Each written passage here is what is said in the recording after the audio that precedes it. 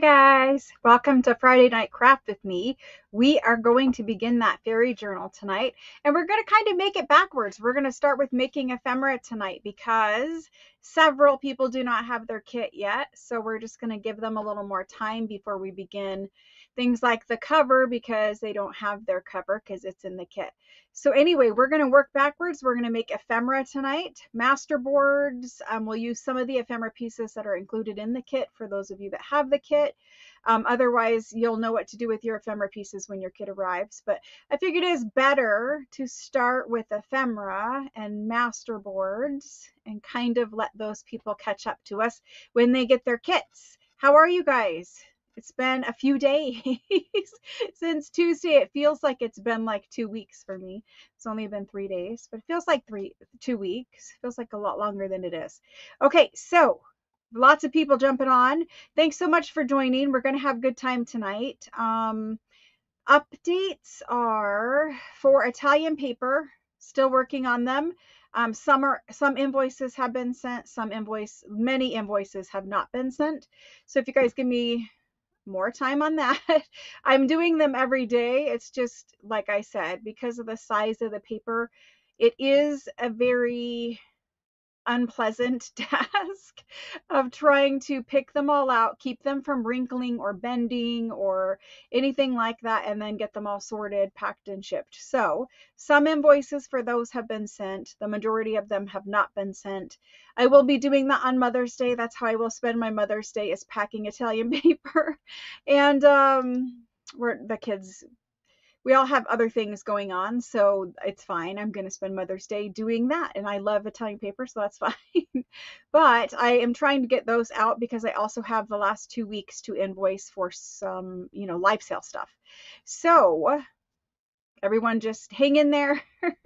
You'll definitely be seeing invoices for Italian paper, and if you're not seeing them before, beginning of next week. And then also next week, you'll get invoices for the 2 weeks of selling. We will have a live sale on Tuesday. It's going to be French ephemera, we have a new batch of French postcards. I have paper packs that I've made for you guys. So all of that kind of stuff for live sale will happen on Tuesday. And today we're going to get started on making ephemera, which I love to do. I haven't done a video yet today for tomorrow, so maybe this can count as that. I don't know. I would like to have a video for tomorrow, but I'm not sure if we're going to be able to do it. Usually after I do a live with you guys here, I am pretty tired. And so it's hard. I found it very hard to then, after you do, like, even a live sale is 5 hours, after you do a 5-hour live and after you do like a 3-hour live crafting class session, it's really hard to turn back on that camera and do that 20-minute video. So gosh, guys, I'll try. I'll try.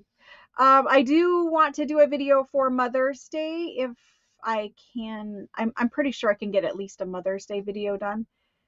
The material in the video, I have fabric packs that we made a long time ago that are in a bin.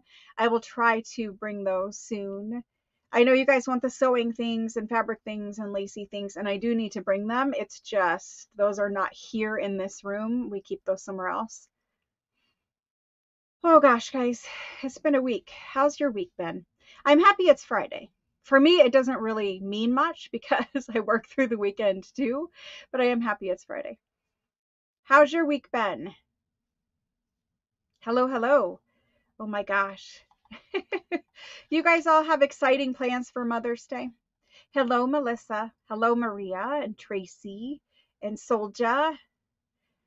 Tara's here. Pamela's here. Cece, Karen, Vicky. Lots and lots of you are here. Catherine, Donna.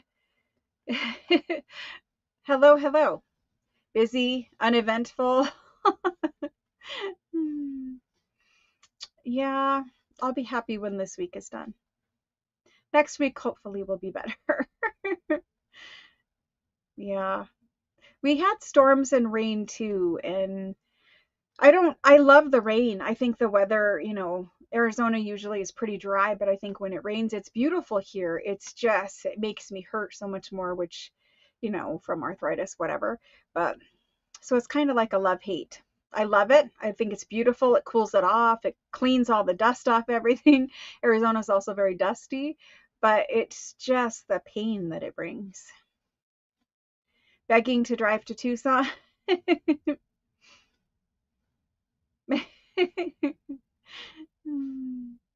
Yeah, Mother's Day on Sunday. So in different countries, Mother's Day is a different day. But for here, us in the US, it is Sunday. I know you guys are always doing fun things, posting fun things in the group since we began that challenge. There are probably like 60 posts a day. It depends on the day, depends on how busy people are, but like 60 posts a day for the challenge in the Facebook group. And that's 60 different people posting pictures of things that they made. And so if you're looking for just a place to scroll through and see endless inspiration, you can check out the Facebook group. I will put a link in for the Facebook group at the end of the live sale. And if you're not a member of the Facebook group, you can join it. But there's tons of inspiration over there. I'm not posting. So we've talked about this before. I don't post very much at all in my own Facebook group because I do videos. I'm here on YouTube. I hang out with you guys here.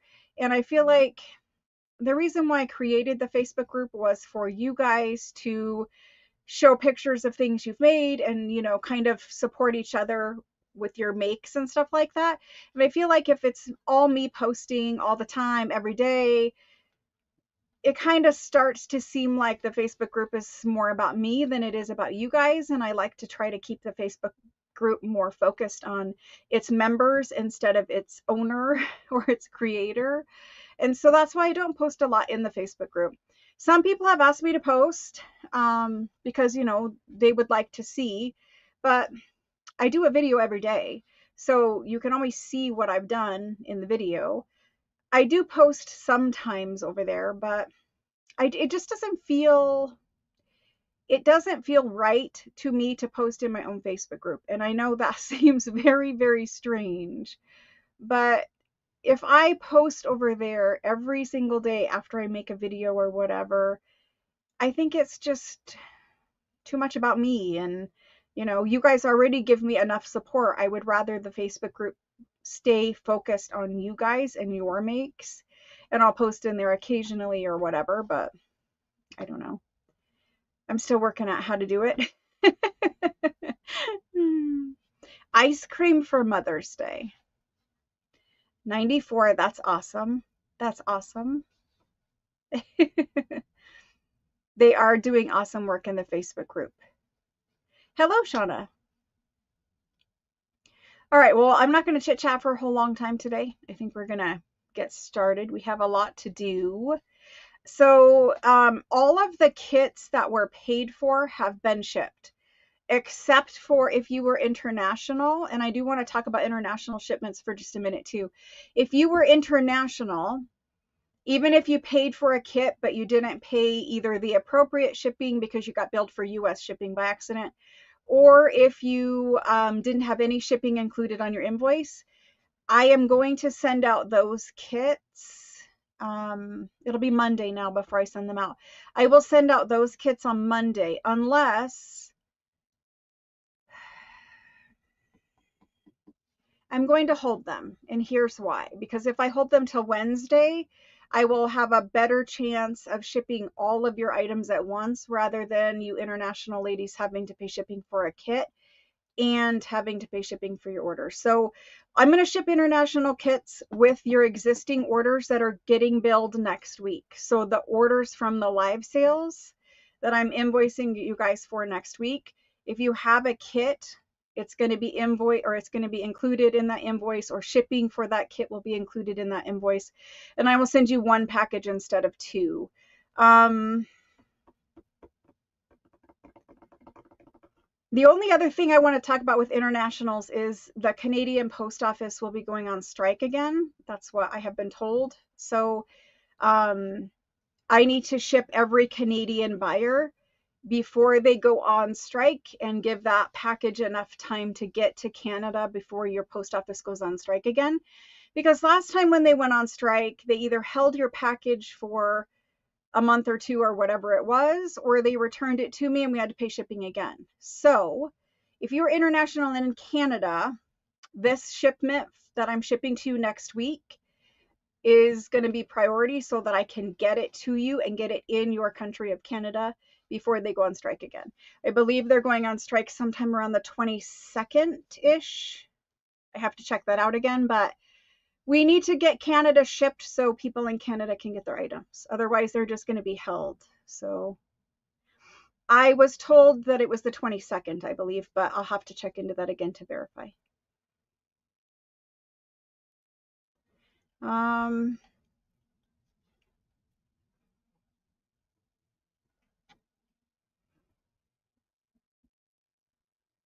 I have a fairy book here to show you guys. I brought the one that I pulled pages from so you guys can see it. The Facebook group is growing. Everything is just like growing like weeds, which is awesome if you can keep up with it. Right? If you could keep up with it, it's awesome. It's still awesome. It's just posing, more challenging, I guess. And we're just in that middle stage of it's growing like weeds and you're trying to figure out what you need to do about that. But anyway, so I will show you guys the book.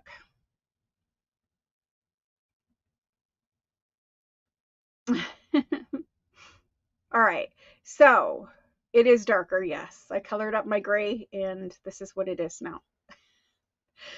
So I don't know how many of you actually go and have someone color your hair, but for many reasons, I actually have someone to color my hair because I don't like it when I do it myself. I think it's just the color. I don't like the result when I do it myself. So I go and I have my hair done.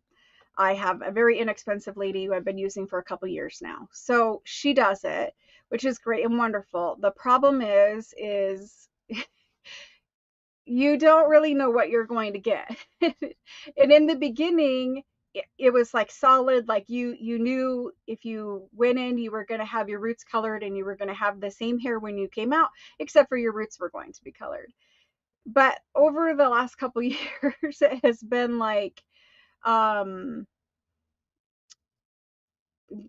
random shades of different colors. Like the last couple of times it was very, very light, and then now we're more towards where it should have been, but we're a little too dark.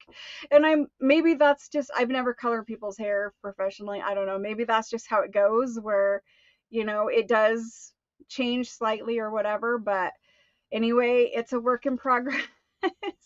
I like her a lot, and so we have a good time. We sit there and we chit chat and whatever, but the hair just you don't really know what you're going to end up with until like your hair's dried and you look in the mirror and you're like, oh, well, that's nice. It's nice.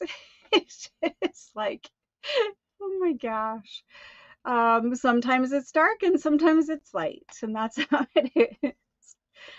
I just colored, it's just in my family, my mother had white hair very early. I don't know when, but like probably around late 50s, it was pretty much white, which I think is too early for white hair.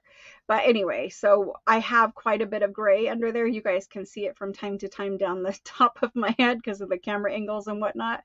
But anyway, so that's the thing with the hair is it is what it is. You can't be like, I want this color, because that's just not the way it is. Yeah, I've had gray hair and mine is like more, it's still quite a bit brown, but it was a golden brown, and in natural hair color is like a golden brown, and it's just like, I don't know. Anyway, that's the thing with the hair. Let's go ahead and get this camera flipped down, and we will begin talking about this journal making ephemera session. And I think I need to turn on an additional light, but let me see. I've got some shadows, so probably not.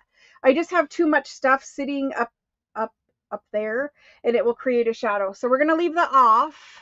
However, I think I can turn this one on a little bit. Okay.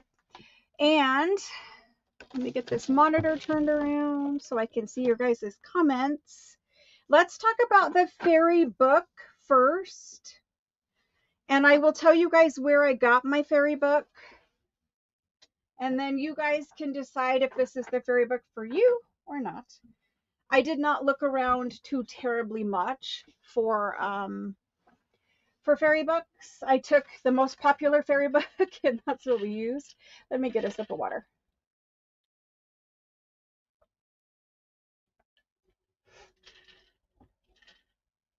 Okay. So what did I pull to play with? First of all, in case you want to rummage through your craft room and pull out some of these same supplies so that you can do whatever, make whatever I'm making tonight. Some of you guys like to make one for one exactly what I'm making. Some of you guys like to make as different of what I'm making that you possibly can. And some people are like, you know, middle of the road, whatever. It does not. So some people ask, like, does it bother you if we make exactly what you're making? Like, somebody was commenting, somebody messaged me and said, one of the journals that I'm making, so and so has made exactly the same journal as you and they're selling it. And I'm like, awesome. And they were like, well, you know, I just thought maybe you'd want to know that they were copying you. And it's not copying me. I mean, it is, but it isn't, right? Like, that's kind of what we all do here in this crafting community is you see something that you like and you know, if you like it and you want to make it, then you do, right? And so I don't think it's copying and I don't have any issue with it, especially because, you know, this is what I'm here for. Like, I'm here showing you guys how to make the journal step by step. So anyway, it doesn't bother me when you make exactly what I'm making. I take it as a compliment. If you liked it enough to make it yourself, that's obviously a pretty big compliment. So thank you. And then for those of you who do not like what I make and you want to make something completely different, you know, it doesn't hurt my feelings either. Every single person has their own, you know, artistic style. And so you have to be true to yourself and you have to make whatever your heart tells you to make. I make what I make because this is what my body, brain, whatever you want to call it, tells me I need to make.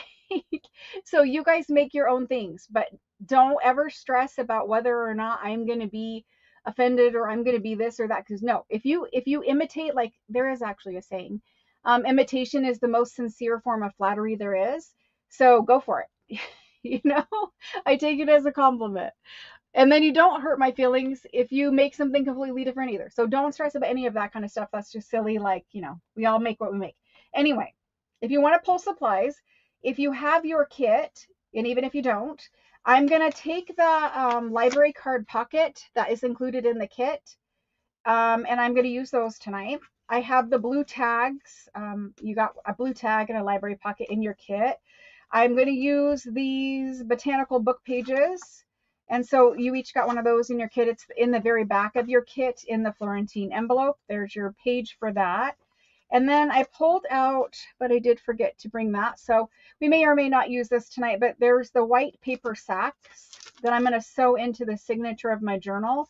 Before I sew them in my signature, I want to stencil a floral pattern over them with like some pink ink, I believe. I did not bring the pink ink in here, but I could run and go get it. So we could do that tonight and get those done. And then of course they'll have journal cards or tags or something sticking in them inside of the signature.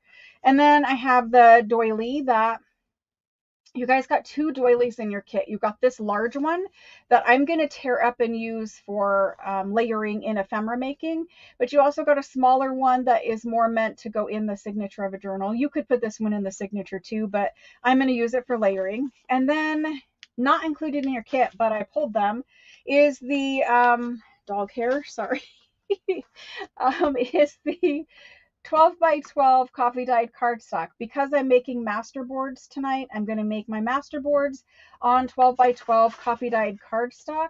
So we're going to make those first so that those can dry a little bit before we cut them up. Then we will work on some of this, like decorating and making things out of things that came in the kit. And then in addition to all of that, I pulled, so sorry, somewhere I have a phone. My daughter. Sorry. um, I pulled my scrap bag of Florentine paper. So inside of here is just all scraps of Florentine paper. And I know, you guys are waiting on yours, but I thought maybe I would put some on a master board. So I pulled that, or decorate with it or whatever. So if you have any of that, great. I have obviously lace and whatever over there. And this is the fairy book. So that's where I'm starting tonight, is with these things. I want to show you guys what Linda sent me and the fairy book. This is the fairy book. It's called The Complete Book of the Flower Fairies. This is the author down here. So hopefully it's metallic. That's what I'm trying to keep it so you guys can see it. That's what it looks like. I purchased this from, what is it, Thrift Books? Yes, Thrift Books. And so there's different versions of this book, but this is the one that the pages for your journal kit came out of. They came out of this book. So if you want extra fairy images for focal points, this is a good book for that, except for it's just all flower fairies. So there isn't really a whole lot else in here. And I don't think we need, because they're so similar, I don't think you would need more than a couple of these kind of images, because you aren't going to use, you could, but I'm not going to use exclusively, rectangle images like this. You could fussy cut them or tear them or whatever, but I just think a couple of them is enough in one journal. Some of the images are large. There are some pages that have little fairies like this, and I love these. I wish there was a whole book of just these where it wasn't the rectangles, and yes, you could cut them out, but I think a couple of these, because you got 2 pages, I think a couple of those is enough in one journal. However, if you want the whole book, there's the whole book. I didn't think to show it with the botanical stuff, but see, like, I think these are super cute, and I would like more of them, but where do you get them from? I don't know. But there will be a fairy digital kit in Etsy in the next week or so. I just need time to finish putting that together. I have the raw images, but I need to put them into Photoshop and edit them. So there's that.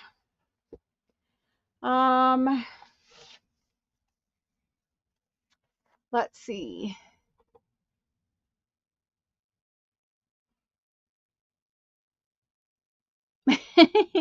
You aspire to have a scrap bag of Florentine paper. Oh my gosh.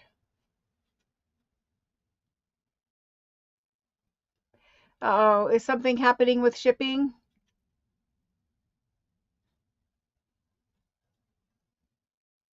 What? Post office said they delivered my journal on Monday night, but had to go to wrong address. I called and said it was not their problem. Diana, what happened?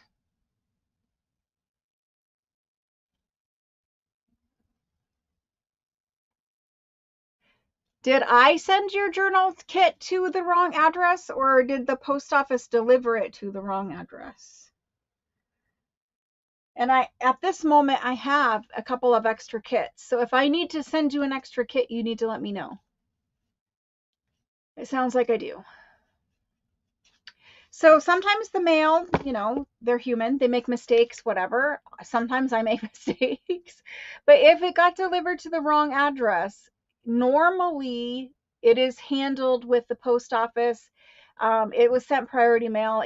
It's guaranteed, like it's insured, like there's no problem with that. It's just a matter of getting you your kit. However, most people, if they get a package delivered to them that is just delivered to the wrong house or whatever, most people, if they come home from work and they find a package there and it's got somebody else's name on it, they're not going to open it up. Most people are good, honest people when they get a package that's delivered to them by accident. And I think they will take it to the post office and turn it in. And then it will probably be either returned to me or delivered to you. Because most people, they're not going to steal mail that was just delivered to them by accident. However, it might take them a couple of days. People are busy, whatnot, to go take it to the post office and turn it back in. Sometimes they write like delivered to wrong address on the label and then drop it in the mail, and it has to circulate back through till it gets to the right person or back to me. So don't fret about it. Don't fret about it. I think it's different. Like package thieves steal packages, but I think it's very different when something just gets delivered to the wrong address. I think most of those people are good, kind people, and they will either bring it to you and deliver it or turn it back into the mail people.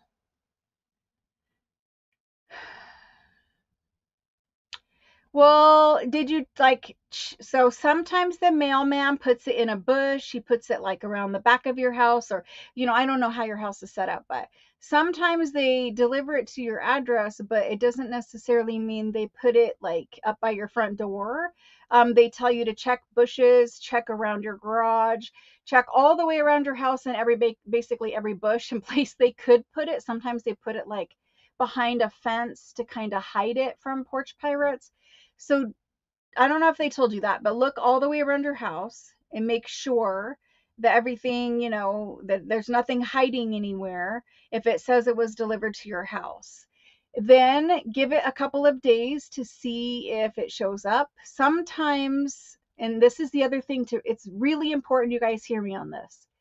The post office, the system that they use to scan packages, to scan them when they say delivered, that's literally just a button on a machine. And many times, please hear me, many times, the post office accidentally pushes the button to scan it as delivered when it has not actually been tried to be delivered yet. It's just they pushed the wrong button when scanning the package through the mail system. I have had that happen to me personally with other people's packages being delivered to me when I bought something at least a dozen times since I've lived at this address. I think it's very common that it says delivered to you, but it really wasn't even attempted to be delivered yet. It means it's coming in the next few days. So that could very well be too.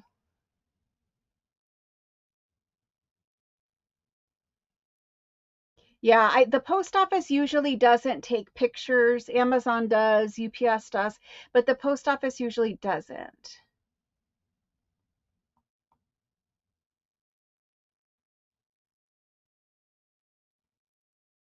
I would give it a couple of days, Diana. Just let me track it too. Just let me see if there's something more I can see on my side. Hang on just 1 second while I check that. One moment, we would do it and see if it says anything, because sometimes it says different things to me than it says to you. Usually not, but it's worth looking at. Okay, let's see. Okay, there's your tracking number.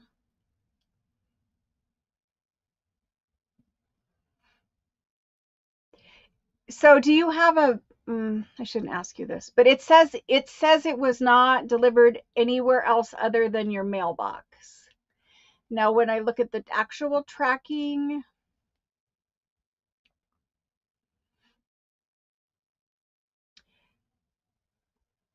okay, so it does track all the way to your city. Let me get this closed and come back over here. Yeah, it says that they put it in your mailbox. So maybe you live like in a neighborhood like I live in where your mailbox is one of those large community mailboxes at the end of like your street, and it has like a couple of streets worth of people in it.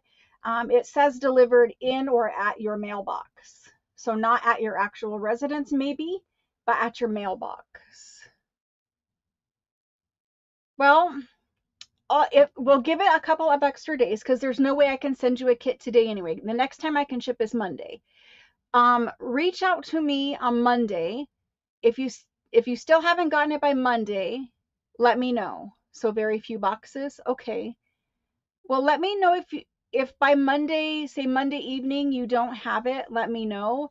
And I will put another one in the mailbox, in the mail for you, because I do have them right now. So I'd rather get you one than risk selling them all and not having one. So let me send you another one if you don't have it by Monday night. Let me know. You can send me a like Facebook Messenger and let me know. And then on Tuesday, I will mail you one if you still have not heard anything from them or tracking doesn't show anything. If it gets returned to me, tracking shows that it is now being returned to me with that same exact tracking number. It's not guaranteed that it works that way, but I have only seen it work that way. But of course, it's up to them to scan it. So, if you don't have any package by Monday night, let me know and I'll mail you one on Tuesday. It's okay, just let me know. I want you to get a kit. So, and they're insured, so if it is really missing, it'll be fine. I would rather you have one than not have one. Okay, so back to that stuff. Let me show you Linda's the thing that Linda sent me. Linda sent me, let me make sure I'm not showing any addresses anywhere. Okay. So Linda sent me a beautiful, how should I show this? So here is Linda's little note card that she sent me. She sent me this, and it has beautiful stenciled initials right here for Linda. And what this paper is it's French blue, very nice, fine stationery. And it's that French blue color that we all like so much. But anyway, so she sent me this beautiful envelope note card. And then down here, she's done a little wax rub to show that, this is where it's from Paris. And it's super, super nice, right? And then inside of the little note card, there's a handwritten message, which I'm not going to show because, that's personal. But so that was where this was packaged, and this is what she sent me. And she sent me a beautiful stencil with my initials on it. So you know how I sold the copper ones? There was no KM one in there. And so it's lovely to have a KM stencil. These were used to stencil linens with your monogram so that you could then hand embroider the monogram. So anyway, I actually have a KM stencil, which is like what she had here with this one. So super nice, Linda. Thank you so much. I really appreciate that.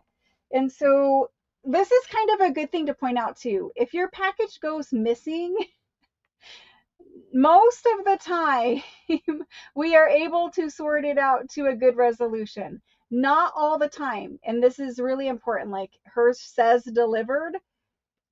Most of the time we're able to sort it out. Sometimes if it says delivered and I tell the post office you didn't get it because you tell me you didn't get it, it is up to the post office determination of whether or not they're going to pay that claim, because most packages I send are insured. If the post office says, no, we know they got it, then that's where it's not worked out between the two of us. And I hope you guys understand that. I leave the determination up to the post office because the post office tracking shows the post office employees much more information in detail than it shows us here.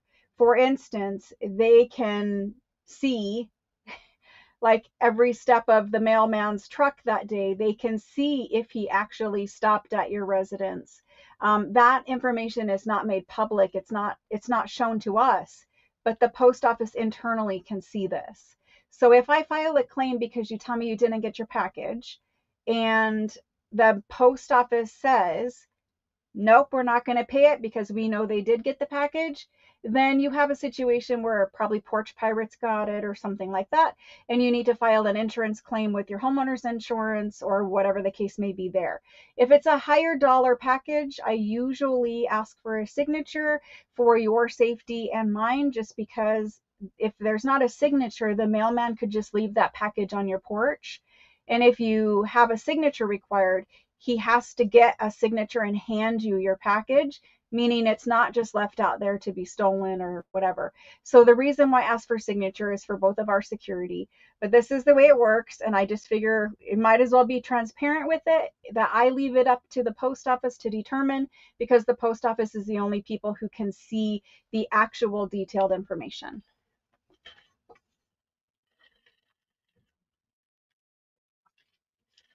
Oh, Diana, not at all. Not at all. Okay, we're going to get to crafting now because we're 35 minutes in. So you're all fine. It's all fine. So I don't send every package. I have requirements preset. I don't disclose what those requirements are, but every package does not come signature required, but sometimes they do, especially if they're a higher dollar amount. And that's as far as I'm going to go with explaining why or who's chosen for that or whatever the case may be.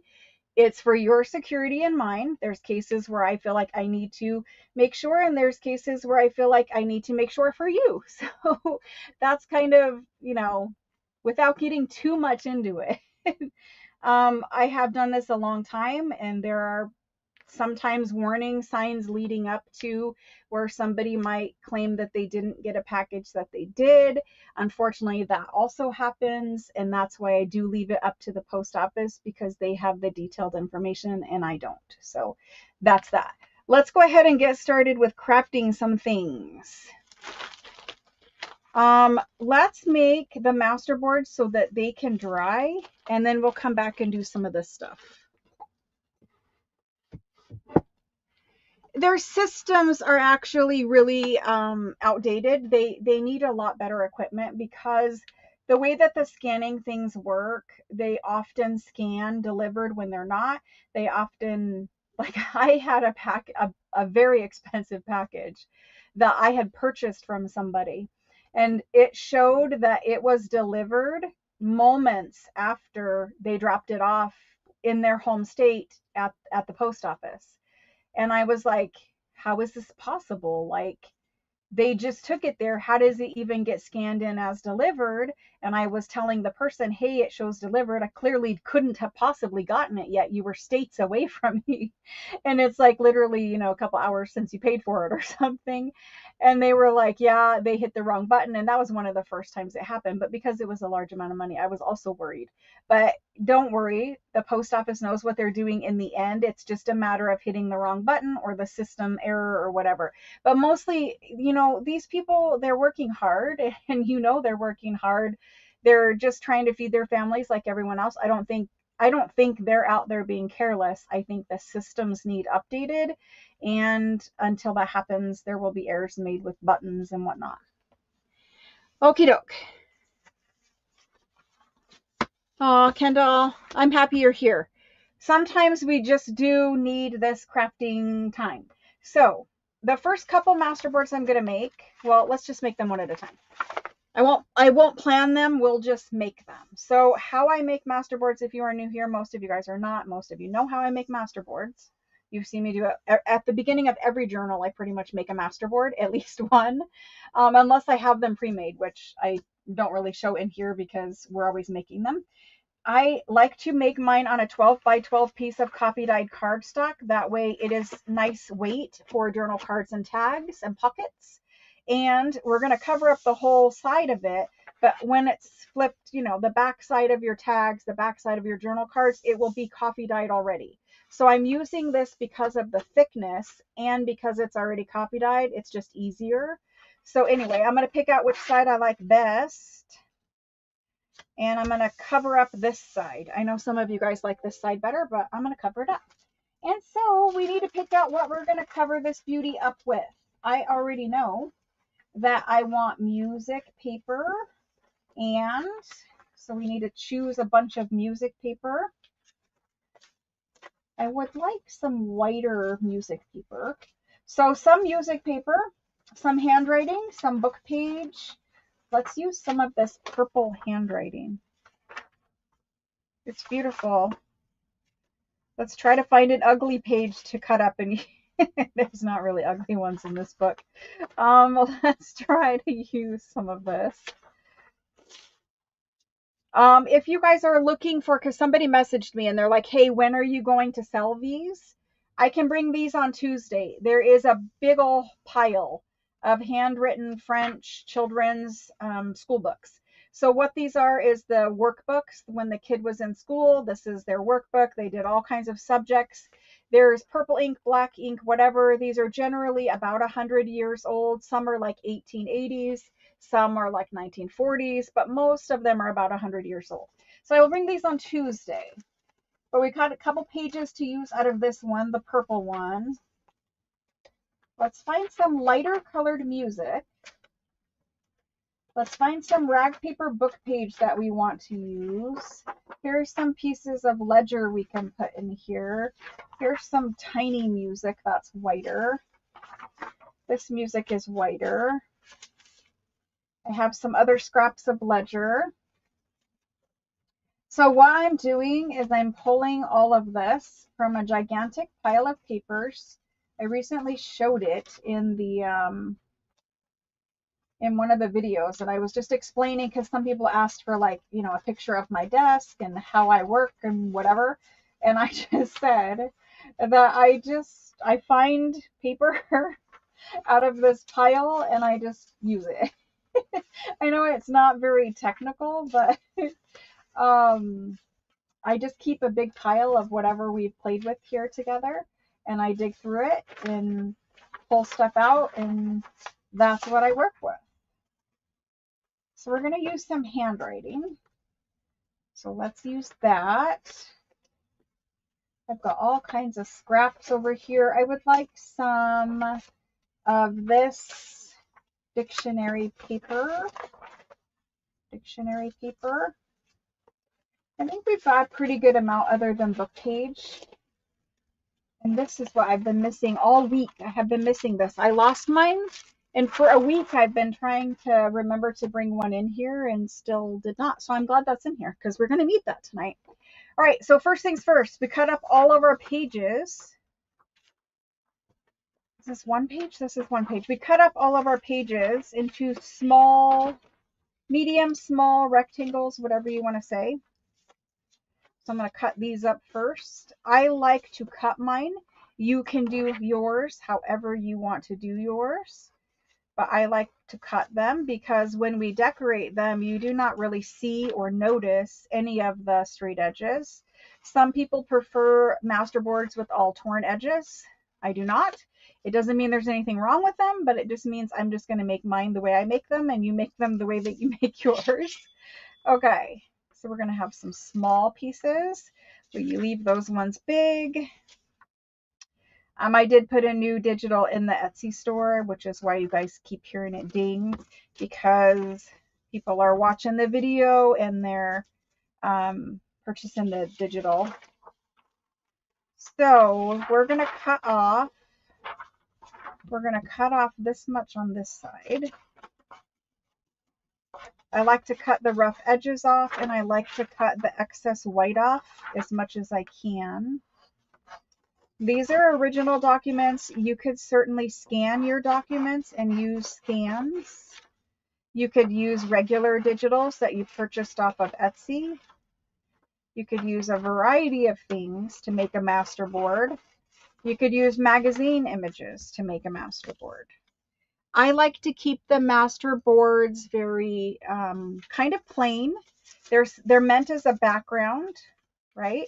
Masterboards are always a background layer. That's why we like them, because we get to decorate over the top of them. So there's a pile of handwriting. For handwriting, I have purple on this graph paper, and this is on a whiter paper, and this is a Spanish document. So that's handwriting. Book page, we're going to use this. This is an illustrated dictionary page. I believe it's a Webster's, but I couldn't guarantee that. I think it's a Webster's. And I'm just following the text and cutting it into columns. And then from there, we'll cut it into some smaller pieces. We'll leave that one big. So for the book pages, now I'm at the stage where I need some rag paper ones. And for rag paper book pages, you can use kind that are not rag paper, of course. You could use ones that are more fragile, that need to be glued down to something. Like perhaps these ones would be good because they need to be glued down. So I'll cut up a couple of those. And I like to have the text, so this page is very creamy. So I could cut this down a little bit and get rid of some of that excess. But I would like some whiter text page also. Who's going to be making masterboards with me tonight? Do you guys already have masterboards? Did you cheat and go ahead?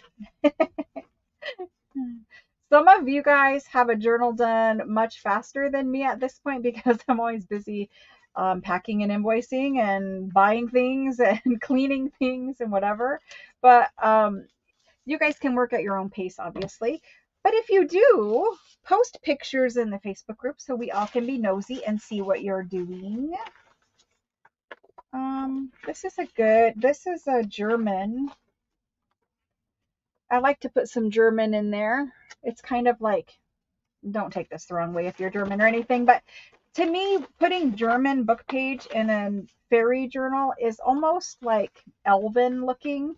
And I think, fairies, elves, I know there is a difference. However, I think they are very complementary to each other. I'm going to leave this with some white around it. Somebody asked me, will we be doing elven journals? And yes, I would like to eventually do a journal that is more like the elves from Lord of the Rings, where they are very woodland elves. There is a Stamperia paper pad or paper pack that is elven fairies. I don't remember exactly what it is called, but it's more that look. And so I would like to do that. I am also part German. I'm sure most of you guys could see that in my face. Okay, so there's some book page. We'll probably need more, but that's a good start with that. And I have been collecting all of my, when I take apart rag paper books or old books, I have been collecting all of the marbled paper, and we're going to be doing a project with the marbled paper, the original pieces of it. So if you guys have any laying around, obviously you're saving it, but we'll eventually do a project with it.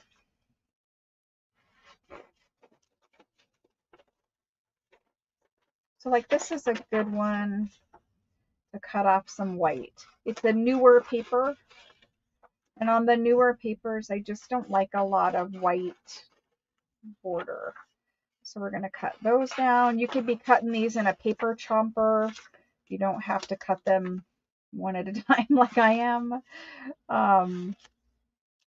So now I'll do a pile of music. So off to the side here, you can kind of see I have handwriting, book page, music, and that's helpful when I do my masterboard so that I get a variety of papers instead of like, they don't get too close together. Like I don't have music right next to music.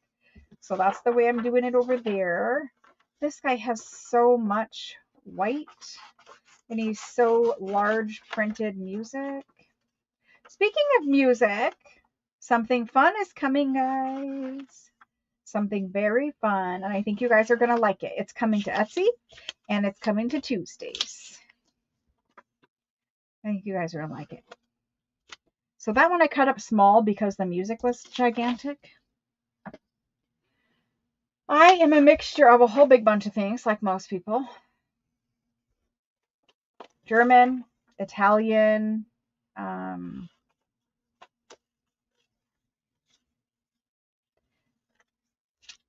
mother's family was from England, so that still could be German and whatever. I haven't had the DNA test, but I'm pretty sure there's some Jewish ancestry somewhere, but I have not been able to. No one will say. So, you know how people are. No one will say. So, the young Jasons. I wonder what the young Jasons was.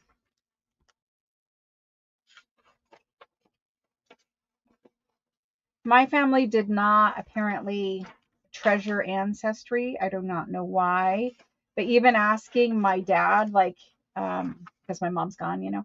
So even asking my dad when my son, he's still very sick, but when he was very sick, the doctors were asking about whether or not we had any Jewish ancestry because some of the health conditions that he possibly could have could be tied to that. And they were asking, you know, what is the ancestry? And, you know, I can only tell them the pieces that I know. So I was asking my dad, like, are you sure that there isn't any of this or that or the other thing? And he said he didn't know. And I said, well, how do we not know? How do we not know more information? Like, were you just never interested in it? Like, why do we not know these things? Like, you know, families know these things in general, don't they? And he was kind of like standoffish about it. So I don't know if there's like a story there, or I don't know what the deal is with it. Maybe he just didn't care. But anyway, I do want to do a DNA test just so I have definitive records. But I don't know when I'll get around to doing that. Like everything else in my life, it's at some point. My life is very I for a very organized person who cannot stand being like unorganized, whatever, I have learned that I have to be accepting of it. So I just have to be patient and understand things will get done on their whenever they get done, because I can't do it any other way. And that has been hard, and that is a fairly recent recent lesson of you cannot continue to stress because it doesn't help any, and in fact it makes you feel worse. So you might as well just accept the fact that things are getting done and they will get done when they get done. I know that's terrible, but anyway, so for piles, I have handwriting, book page, music, and then I cut up a pile of ledger. So those are all down this side. You can kind of just see like the little bits of them over there. So, you did a DNA test, found out you have a half sister. See, I think I probably will also have relatives. My dad, how should I say this, got around. So I'm pretty sure there's other relatives somewhere. Um, and I'm sure my son will also find some relatives of his from his father. Unfortunately, it is what it is. Right, Melissa? Right? So anyway, I know I have a half brother from my father already because my father was married before he married my mother. He was married before. So anyway, that's that whole situation. And I know I have a half brother. I have only met him a few times because he has always lived in a different state than us, very far away. And my dad and mom, you know, times were different then, I guess. I don't know. I'm trying to make excuse for them, but I would certainly have never behaved that way, but that's what they did. So, anyway, we always get into such lovely subjects here. I'm looking for something with pattern. We have all of the neutrals down, but now I need to put something pretty, something with color in this one. There's no harm in doing a completely neutral masterboard, but I would like something with some pink. And I have, you know, little bits of Florentine over here too, but should we just go right into the Florentine ones? Maybe we should just go right into Florentine. We need to pick 2 to 3 Florentine patterns that coordinate together. If you're going to add Florentine to a masterboard, this is just my like sincerest recommendation. Florentine paper is very colorful, and it's some of them very rich in pattern and color with all this little detail in the background. When you look at your Florentine paper, it can look very heavy, meaning, this is a lighter one, even though you have these big bold flowers, it's lighter than this looking, right? Because there's white space. White space equals light, less white space equals heavy. If you are going to do Florentine paper, no more than 3 patterns, because any more than that, and it's just going to be very, very heavy unless you're doing a pure Florentine paper masterboard. Then you can, if you're not using anything other than Florentine paper, go crazy. But if you're mixing in neutrals, if you use more than 3 patterns, it's going to be too crazy busy looking. And I don't think you're going to like the result. Now, I don't like it, but I'm just telling you from all the ones I've done, if you make them look too heavy and too crazy, then generally they're harder to decorate later. So no more than 3 patterns, and all 3 patterns need to be in the same color families, coordinating, what do they call it when they're across each other from the color wheel? There's a term for that. You guys will put it in there. What is the term for when the colors complementary? Complementary colors. If you're going to use it like that. If you want to be happy with it or have a better, easier time decorating. Because if I start using crazy random colors, even that isn't terrible, but it's a bit much. So just use it sparingly. We're going to cut these ones up. Maybe we'll do one that is all Florentine. I don't know, but let's cut these ones up. So, question about the kits. Some of you guys had questions. You asked why you didn't get Florentine paper. And the reason why you didn't get Florentine paper in your kits is because so first of all, I previewed a piece of Florentine paper that I was thinking about adding into the subscribers kits. And we'll talk about kit subscribers too. But I counted how many pieces I had available. This is the one I previewed.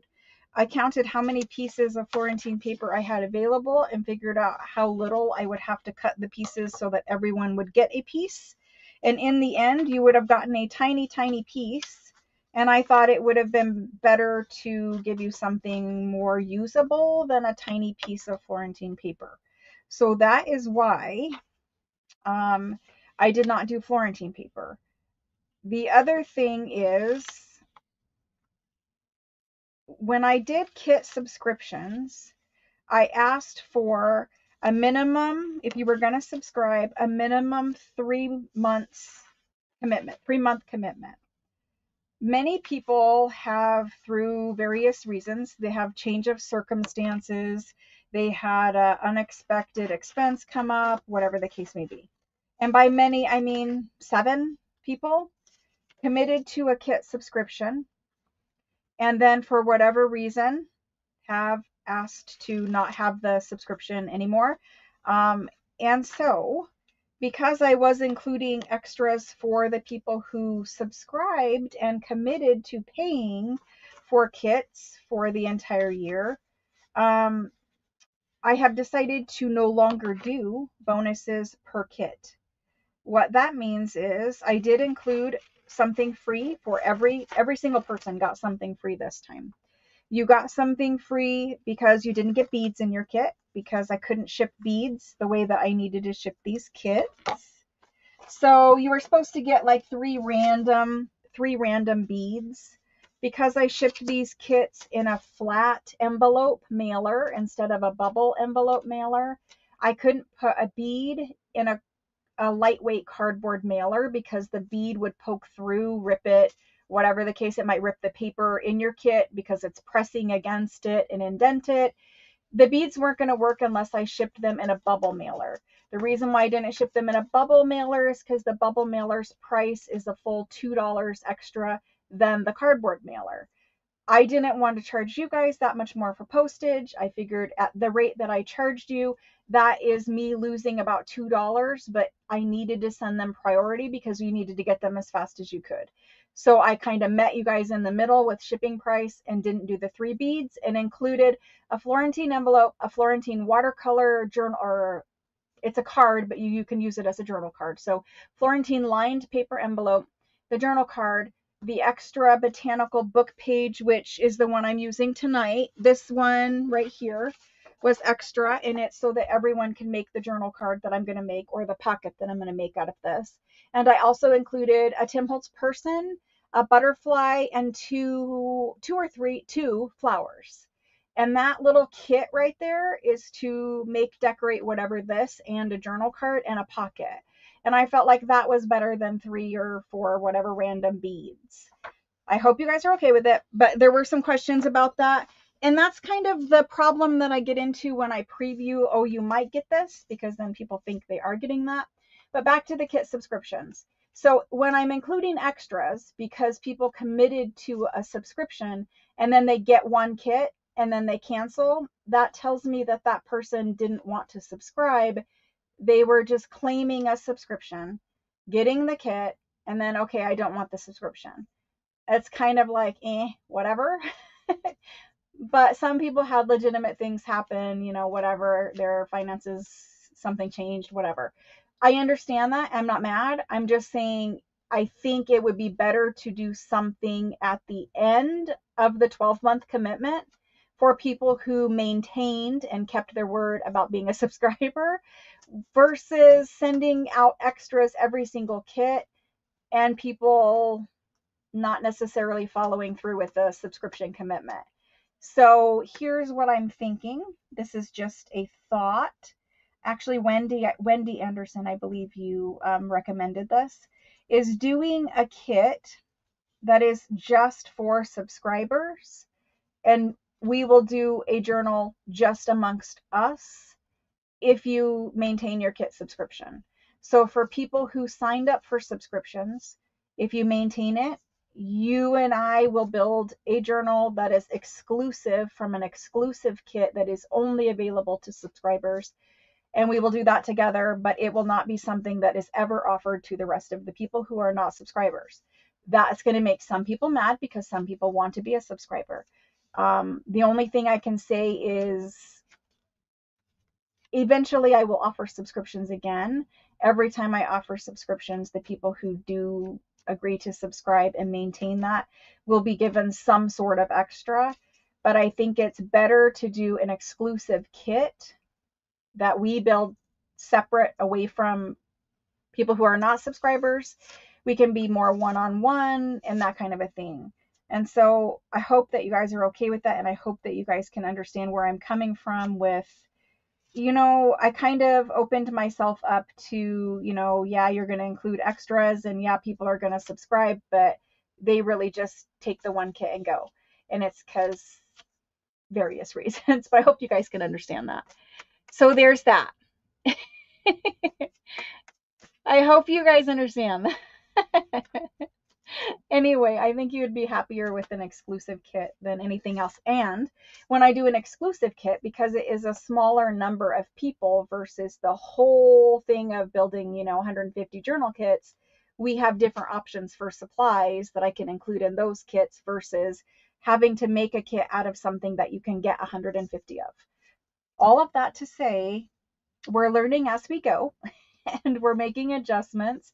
I'm being flexible with you guys where you could cancel your subscription anytime. The people who canceled after they just got one, whatever, it's fine. Like that, I understand things happen. Like you subscribe for a kit, but if it comes down to feeding your family or driving to work, having a car to drive to work, or whatever the case may be, of course I want you to feed your family. Of course I want you to get your car repaired and be able to go to work. Of course I understand these things. So I'm not mad about it. I just think I needed to tweak the program a little bit. Loyalty rewards. I know. Speaking of that, there is something coming. But anyway, I'm going to start gluing now after 2 hours of talking. I'm going to start gluing. So most of you guys know how I build this. For those of you who do not, I build master boards. And you can use a regular size piece of cardstock. You could use white cardstock if you didn't have it coffee dyed, or ivory or pink or whatever color you wanted.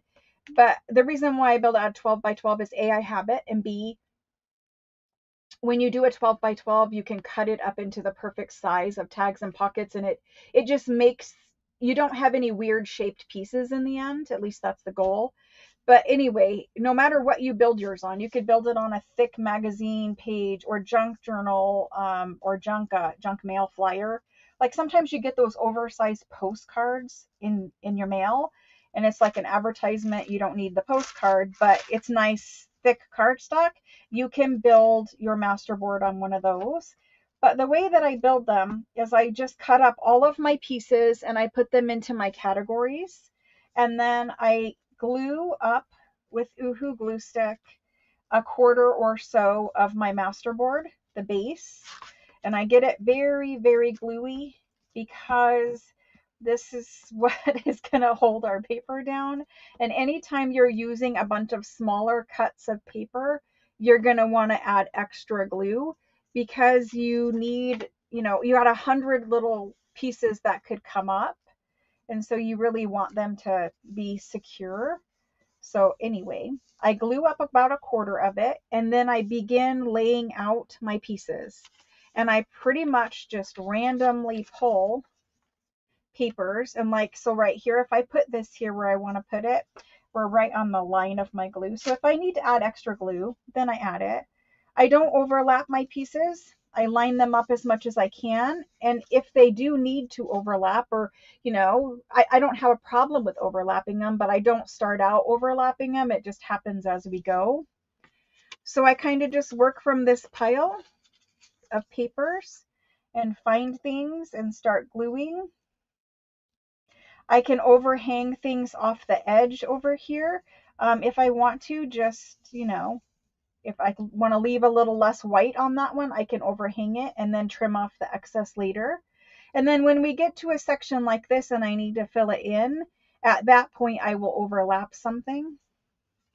And then as we work our way down, we just continue to add glue to the next quadrant and continue to work. Most of you guys have seen me do this a number of times. And I'm sorry for the redundancy, but making masterboards is really the best way to start out a new project. I try to pick that up because it's the first thing. It's the first thing that if you make it first, you can use these masterboard pieces for pockets, for tags, for journal cards, for a cover of a journal. You could use it for anything.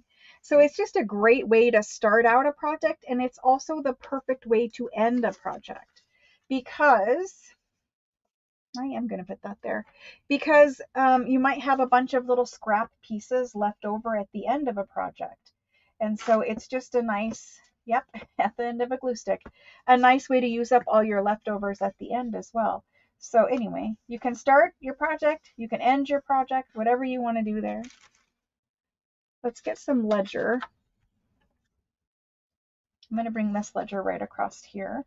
So anytime they do overlap, I add glue. You have to glue them down when you overlap, obviously. Masterboard is new to you. Well, hello and welcome, and I'm glad that you're watching. Thank you for watching. Thank you all for joining and hanging out and watching, participating. Let's use this purple ledger. Or it's not ledger, but it's school book page. There's two here somewhere. We need to get this down in this area, I think. I am going to stick it here. So I kind of start in the corner and then I just work however my brain tells me the pieces need to go. And we're going to stick this guy down.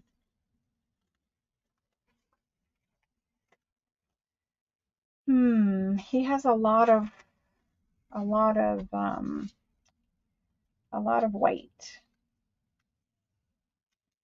There's that. I try to get them straight. If they're slightly crooked, I don't worry about it. I'm just going to try to use up the rest of this glue stick as much as I can, or maybe not. I know there is a lot of glue that stays in the little plastic thing here, but unless you dig it out, I don't really think. I don't think there's a way to get it out of there or use all of it.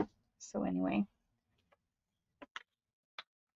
These ones were in my travel bag. and I needed to get them out and use them. Let's stick this one. We're going to have heavy Florentine on this one, meaning we're using a lot of it. But these glue sticks were in my travel bag, and I forget that I need to clear that stuff out of there from time to time, because otherwise the glue sticks will dry out. I live in Arizona and it's very dry here. So I need to fill in this spot. And we need some more music paper.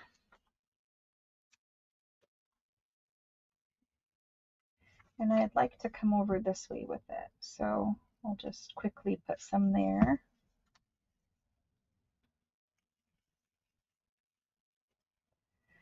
And then we're going to need to glue up this. And it's important to say for new people, because it is a really important thing. Whenever you're adding glue stick to something, you have to add glue stick everywhere. It can't have any little areas of no glue. That's where you get air bubbles if you do not add glue everywhere. So when you have air bubbles, your paper is going to bubble up, and it's not an attractive look, so it's best to try to avoid it. All right, so now we're with Florentine again, and I'll go right there. And then we have some of this white handwriting, and we do need some white color down here, so I lost my glue stick. Let's get this somewhere over here.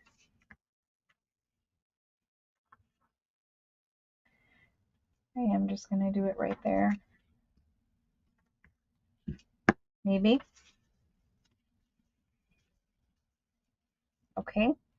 And then let's do the pink one. Let's do the pink one down here. Didn't get any under there.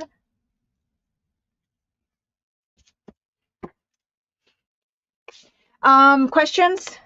Yell them out to me in all caps and I'll answer. Sorry. Sometimes I get super involved and I just forget to look up and read chat. That sounds terrible. Just being honest. I love starting new journals. Makes me so happy. And I do love this journal that we're building together. We're going to go this way. I know a lot of you guys said you loved the kit when you got it. That makes me super happy, and I love it too. It's really a fun one. So we need to come in and fill in this guy with something large and different.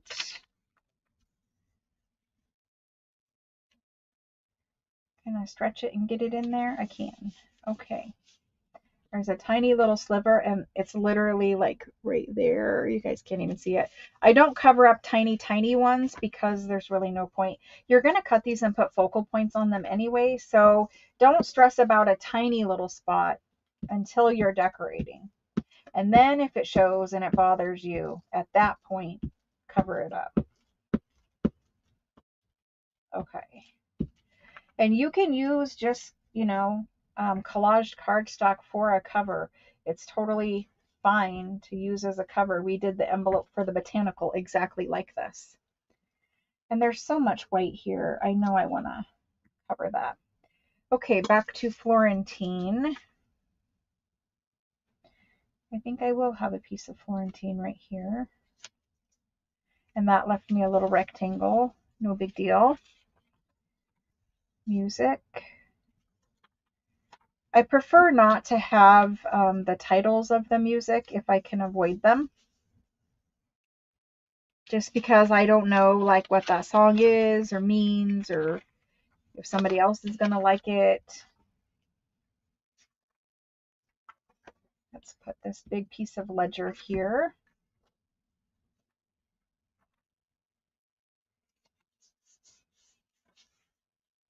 And now we're down to our last couple little pieces. So at this point I need to look and see, okay, what does this masterboard need?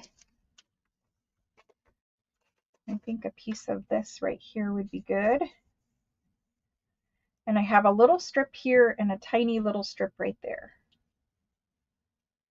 So we're going to need to cover up this.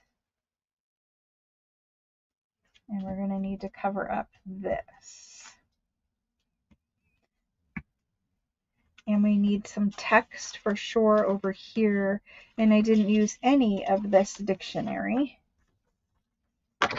Let's cut off the excess and straighten it. And fit it somewhere over here. It's not quite big enough there, and it's too big for there. So we'll put a little piece of it here to cover. And then we will put a bigger piece of it right there. So I kind of alternated whatever I was doing there. I don't want to cover up too much. I alternated whatever kind of paper I chose. So I didn't put music next to music. I didn't put ledger next to ledger. The only thing I put touching was the Florentine, and it's because the patterns were looser and a tighter. So that's the only thing I did there. Okay, so this one is done. Usually they take me less than 15 minutes, but if I have to talk through it, then it does take me a little bit longer. And the next thing we do is we make sure with our hands that everything is stuck down. And so anything that is sticking up, like I can see this little guy right here is sticking up. At that point, I take the art glitter glue, because I figure if we missed it with glue stick, it's probably going to peel up again. So I take the stronger glue, which is the art glitter glue, and cover, fill in that little space there. Everything else feels pretty good. This little one just came up. So the rubbing of your hands is to pick up these little corners and stuff that flip up. So just be gentle with it and do it. And if something feels rough, then you add your glue. And then once that's done, you flip it over, you cut off the excess, and we make the next one. And the next one needs to be different because this one is very Florentine. I think I actually have a paper towel in here today to pick up my excess glue there. Okay, questions. The size of this is 12 by 12. What is the other paper cut down to? Oh, the little sizes, any size of rectangles. I mean, any size. I think this one is on the very small size, but they're about 2 by 2.5, 2 by 4, maybe 2.5 by 4. Just small rectangles. You don't have to be exact with it. Just cut them down into rectangles, or use rectangle, square, whatever, from your scrap bin if you have scraps. When using from your scrap bin, you need to be, in my opinion, very careful with choosing what you put on a master board. A master board is supposed to be a background layer, so the pieces that you put in the background should be kind of bland looking. It's okay to add pops of color like with the Florentine paper, but if you use all patterned paper, it can get a little too heavy or too busy looking. I think your eye needs a place to rest, which is why I put more neutrals in here, so that your eye has a place to kind of calm down and it doesn't get overworked. If there's too many things to look at, too many patterns, too many whatever, it can kind of take away from what you're trying to do, right? It takes away, it gets too busy, too hard to look at, etc. So then after I cut off the excess, if there's a small piece, I can't even hang on to it. If there's a small piece that's, worth saving because it's interesting looking, I will put them back in their piles. But all of you, the little cut off strips, whatever, I just throw in the trash. I'm sure there's a project somebody can find for those, but it's not going to be me today. So this is our master board. I'm going to set it aside to dry. That's what it looks like at the moment. And then when we cut it up, I'll cut it upside down and then we'll kind of reveal the pieces. Let's do another one as much fast as I can here. Let's do one with different colors though, because I don't want everything to look same. We need to find something that kind of goes together. I don't know about that, but we'll have to see. I'm keeping in mind my theme and trying to make sure that the papers I choose coordinate together.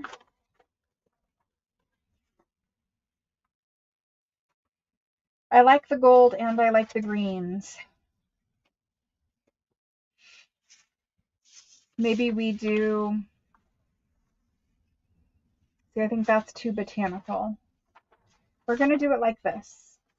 For better or for worse, we're doing it like this. So I'm going to swap out my Florentine paper this time and do a little bit different, just because I don't want them all to look the same. And then I want to make one more. I won't hold you guys to making masterboards for forever, but I do want to make one more that does not have Florentine paper on it. So just going to stack those up. And we'll cut off a section of this.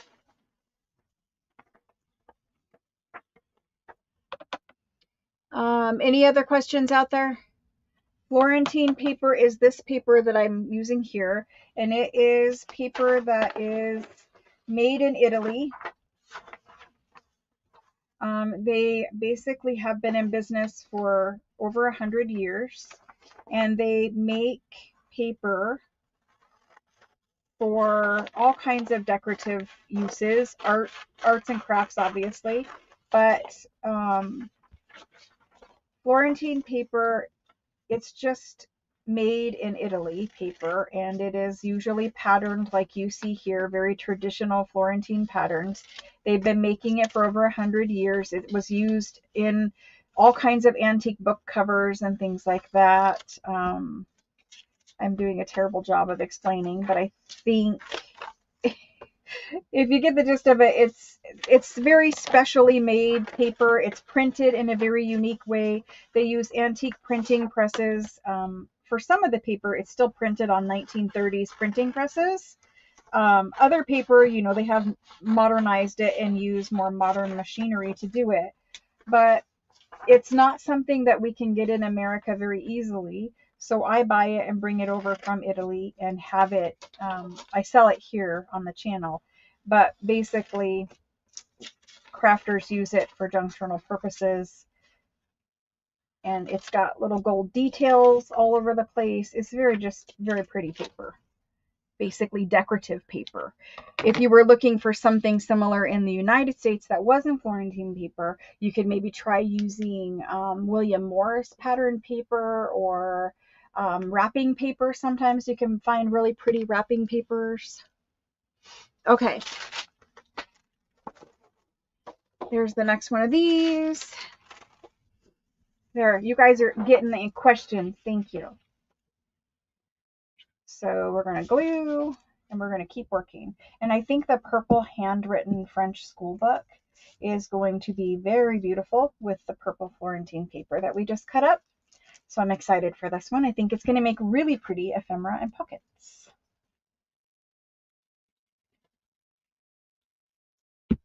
So I know we get a lot of new people here, and let me just say, hello and welcome.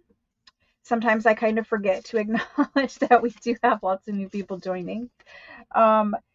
Here on this channel, on Fridays, we always do live crafting where we're making a journal together. Pretty much always. Sometimes I miss a class or a day or whatever, but mostly we're here doing this on Fridays. And then I'm going to put this whole piece with all this white showing right here. Then on Tuesdays on the channel, I do a live sale where I sell all the antique books and paper and rag paper and the Florentine paper, ephemera, all that kind of stuff. Handwritten things you guys see me using. That's all happening on Tuesdays. Most of you already know this, so bear with me. But then every day on the channel, there is also a crafting video put up where, I'm showing you guys how to make a different piece of ephemera or a junk journal in general or something for a junk journal. And that happens every day. It usually is in the morning, but not always. It's when I get the video done, I guess, and get it uploaded. So every day there's a video. Every Friday we're doing this, and every Tuesday we hang out and do a live sale. And even if you're not like, in the market, you're not shopping for anything, the group of the ladies in the chat is always there, and they're all hanging out, having fun. Not everybody shops. Not everybody's into that. So, a big bunch of things happen. Various random things happen. We do all kinds of things together. We have a good time. I've found that crafting is much more fun when we do it together than when I try to do it by myself.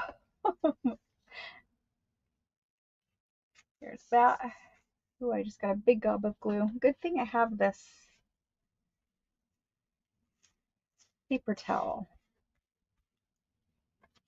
All right, there's that, and that. We need more pattern. Definitely more pattern. I want the light green. That would be good right there. There's also a Facebook group, and I'll put that link in here shortly for new people to join the Facebook group. And in the Facebook group, we're doing a challenge for the month of May. It's optional. You don't have to participate. You don't have to post. You don't have to do anything you don't want to do. But in the Facebook group, pretty much all the same ladies, and I don't know, there's like 4,700 people in the Facebook group, and there's 11,000 something here on the channel. But there's a big old bunch of people in the Facebook group participating in a challenge for the month of May. And that challenge is to post pictures of something that you have made. And so basically it can be anything as long as it is for a junk journal or junk journal related or paper crafting. I think I said junk journal, so we'll stick to junk journal. But anyway, you post something that you made, and the point of it is that everyone gets to see what everybody else is making. You get to learn from looking at other people's things that they're making. You get to be inspired. Like sometimes we just need to look at something somebody else made, and it makes us think about, oh yeah, I did have that, Martha Stewart paper punch, and oh yeah, I kind of forgot about that. And so you go and you get it out and you have fun and craft. Sometimes we just need to see other people's work to be inspired, and so there's that. We do that too.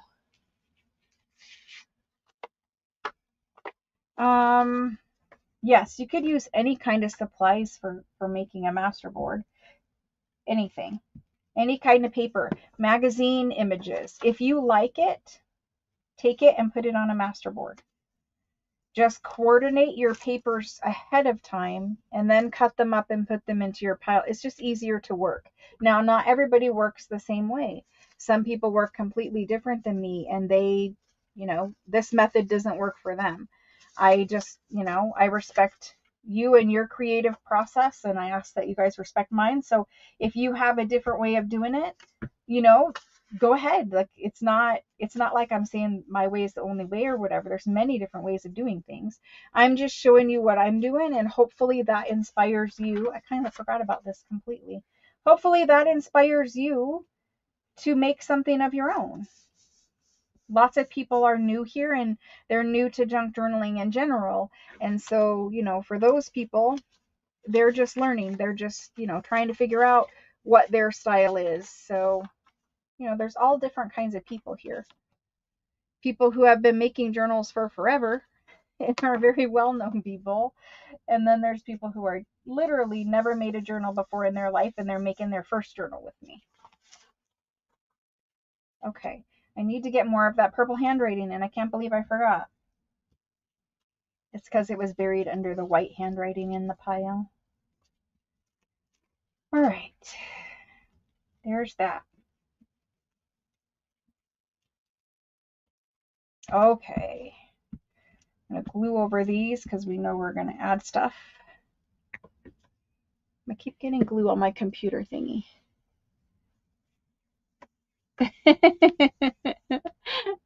We're going to have some catch up time too, where we can all finish some unfinished projects because I also have unfinished journals and projects. So we are going to have some catch up time. And I almost told you guys for this Friday I was going to build the giveaway journal.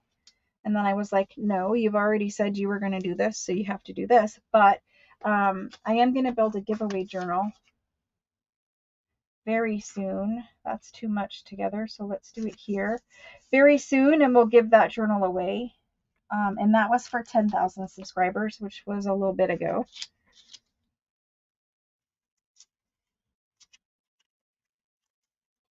So we're going to have some time together where we can catch up on some unfinished projects, meaning time where we don't have a kit. Yeah, we're going to have a time where we don't. Just so we all can get caught up. All right, so I put purple here. I've got music there. Let's use something, trying to find the right size piece. That one will work. Fill this guy in.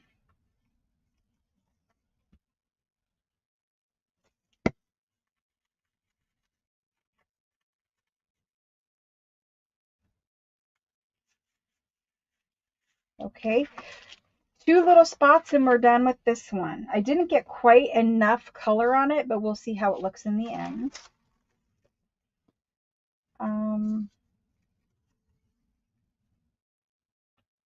I want to do it. I know it's a lot, but I want to do it. I'm still trying to get the purple handwriting next to the purple Florentine paper. And then I have just that little end spot right there, and I think maybe we could do a little, just a little bit of music. I need to cut off some of these words.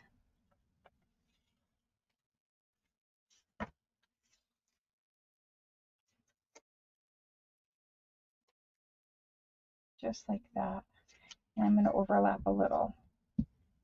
Okay, so this one is now done too. And if you look at it and you think that you need to add another piece, like I'm done right now with it. But if I look at it and say, okay, well, you know, I could add more Florentine somewhere, then go ahead and do it if you want to.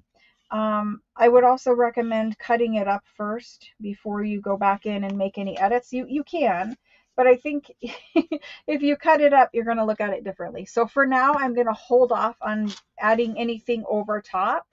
And we're just going to cut the excess off and move on to the third and final one for the night. And then we're going to cut all of them up. And then we're going to decorate some other things that I'm making tonight. And we'll come back and decorate these things. I did pull some focal points. I printed some focal points. And we'll see how far we get. Hopefully we get a big old batch of ephemera that's already made. And then for the rest of the ephemera, this is the only video for ephemera for this journal that is planned. So for the rest of the ephemera, because obviously, you know, we're going to get a lot done tonight, but not all of it for an entire journal that's fully heavily decorated. My journals are always heavily decorated, so I'm going to be making the rest of it in the 365 series, and I already have a bunch of it made as well. But for tonight, we're going to leave it at whatever we can accomplish here. So I will save little pieces like this because they can be used in clusters. So the rest of that can go in the garbage. Okay, here's this all finished. I like it, but it needed more than one piece of green, and that's why I was trying to add more green. We'll see how it is in the end. Okay, third and final one. I don't want any Florentine paper on it. I only want neutral things. Or botanical flowers. I think just neutral things. So let's go ahead and do that. There is this piece of paper down here. I'm going to use it. So this is a digital. It's just a digital. It's actually printed on both sides, but I don't want to use it this way. I want to use just this if I put anything else in here other than neutrals. Let me look in this pile and see if there's anything that jumps out at me that has to be used. Some invoices. We didn't really do, I mean, the first thing had some pink on it, but we didn't do much with pink. There's a pink invoice down here. It doesn't have a lot of handwriting though. And so if I cut it up, it's not gonna give us the look we want. It has to have more decoration than that. Okay. I don't see anything that I have to have. But what if we did Edith Holden? What if we did a master board with Edith Holden? How do we feel about that? Because I kind of love it. I kind of love this situation. This is just from my junk pile over here. But see, if it coordinates, it's going to be beautiful. So let's do Edith Holden and this. Cool? See how quickly neutral became Edith Holden and this green paper? Anyway, I'm going to cut this up first. You guys are saying, sure. You're down for it?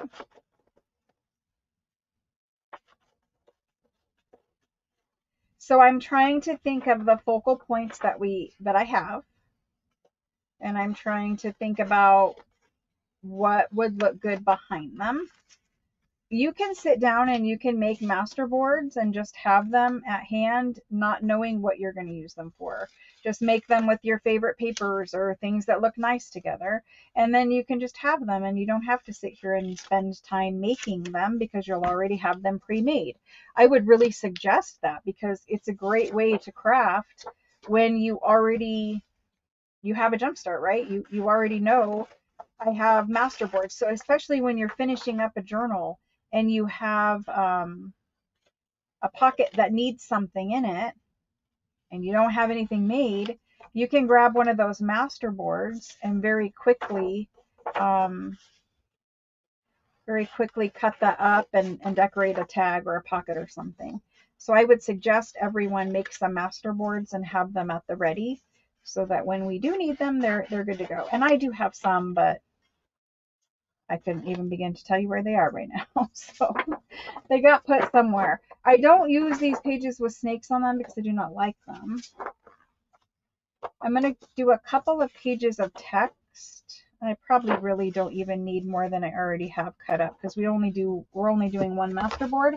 But let me see if there's a floral of Edith Holden that I could sacrifice for this project. This one is awfully beautiful, but could I sacrifice cutting it up to get... I can. We're going to do it. So see how it's all torn on this side? I somewhat straightened that. Not really, because I cut crooked. But anyway, I'm going to cut this guy up. I wanted some green. Some botanicals in here. So now we have a good amount of Edith Holden, and I'm going to cut that bird right in half. Doesn't matter. And I have a pile of green floral and Edith Holden to pull from. Same thing. Last and final master board.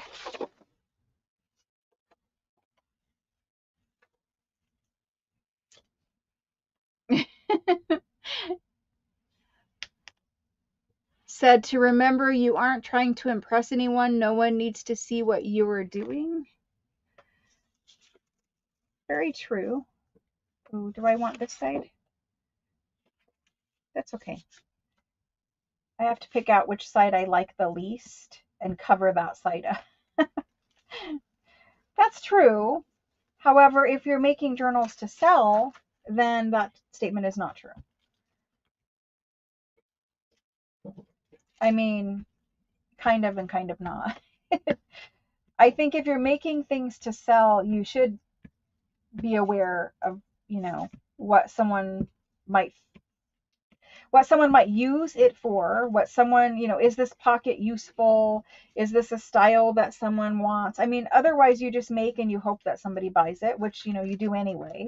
But I think if you're making to sell and you're trying to do it as a business or a source of, you know, income on a regular basis, you should be aware that, you know, some styles are more popular than others. Some, um, you know, sizes of junk journals are more popular than others.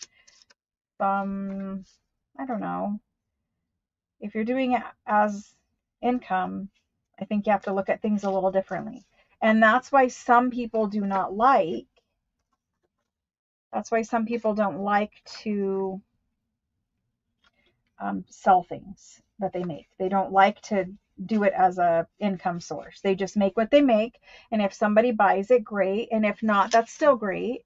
You know what I mean? And so there's different schools of thought about it, but part of what I do here is to encourage you guys to make things and sell things. Part of what I do is to try to support people, especially women. It's a soft spot in my heart of trying to teach other women how they can be, I don't know how to say it, self-sufficient in a way that maybe they weren't otherwise. It's something that's near and dear to my heart because, you know, when I was younger, and a newlywed, I, you know, had an antique store and I sold antiques. And, you know, my marriage wasn't very good. Let's just say that. Let's just say my marriage was not, I'm divorced now. My marriage was not very good. My husband was basically no good. He did give me a beautiful son, which I'm thankful for, and a beautiful daughter, which I'm thankful for. However, I'm going to put something right over top of that. The rest I could have really done without. And I'm just being 100% honest with you guys. And the part that he was not great about was working and earning money and keeping a job. And, you know, when I made money, it was his money, it was not my money. And that was just no way to live. Just no way to live where you had no say in any of the finances. And a lot of times for women, that is the way it is. You know, men control the finances. Not so much, you know, as time goes on, things change. But a lot of times today, it still is that way where, you know, a man controls the finances. And even if you work, it's not your money, it's his money. And, you know, a lot of things like that. I'm going to try to cover up this little part of a butterfly wing right here a little bit. So I think anything that I can do to help other women specifically, um, you know, be more self-sufficient or have, you know, sometimes it's a matter of, you know, you might even have a decent marriage, a happy marriage, whatever, but your husband says if you want to have crafting supplies, then you need to earn the money for it yourself. Many men are not supportive, and women honestly are not supportive of, you know, people's hobbies, like their spouse's hobbies. And so I try to help other women get financially where they have money to do what their hobbies and interests are, or they have, in some cases, you know, I've not necessarily here on this channel, but in other avenues of my life, I have helped women get out of horrible marriages. And, you know, this is actually something that I'm quite it's a sensitive subject for me. It's something where I really feel strongly about women's issues, about being married and being married to bad people. And I try to help as much as I can to get women out of those situations when I know that. And there was a woman specifically that was in a horrible situation, and I had given her some advice and I had helped her as much as I could. When I met her, it was a stranger basically, but when I met her and saw situation she was in. I gave her some advice and gave her some resources, and I didn't know her, so I didn't ever see her again for a good year or so, maybe 2 years. And then I saw her, and she was working, and um, I didn't even recognize her, to be 100% honest with you. I didn't even recognize her. And she came up to me and she told me um, that she had made a change, that she had left him, and that she was working, and that her and her children were safe now. And she told me it was because of what you did. And I was like kind of shocked. This was like the first time, and I was like kind of shocked and just incredibly honored and thankful that she was safe, and that the situation was no longer what her situation was. And, you know, it's a very small thing that I'm, here doing junk journals, but you never know. You guys, you never know how that can help someone. It can, just be something where, hey, I sold a junk journal, and so I had money to, do this hobby that I wanted to do, or go to the movies with my friends because my husband wouldn't let me otherwise, or whatever the case may be. But it's just, you don't really understand how many people's lives, all of us, we don't really understand how many other people's lives each one of us touches, and what impact our, conversations or involvement with these other people have. Sometimes, it's just you're at a grocery store and you say hello to somebody or whatever, and just smiling at someone can brighten their day. Just talking to someone, saying hello can brighten someone's day. But sometimes you see or meet people and you are able to, you see an issue and you are able to help them. You are able to make a difference in this person's life. And so, that was the first time that I really saw that I did help someone with what I was doing. And then from there, it kind of spiraled into other work that also helps women. And it's something that I've been doing for, I mean, that was 25 years. I've been doing it for a long time, but it's something that's important. Women really get just a raw deal as far as many issues are concerned. We get a raw deal with Social Security. We get a raw deal with employment in general. We get a raw deal with how people treat us in this world. They, often discount that we're not as smart or as good or as capable or of many different things. So you never know what impact you have on other people. And like I said, just smiling. If you have nothing else to give, just smiling and saying hello might help someone's day. But if you see other situations, a lot of people refuse to get involved.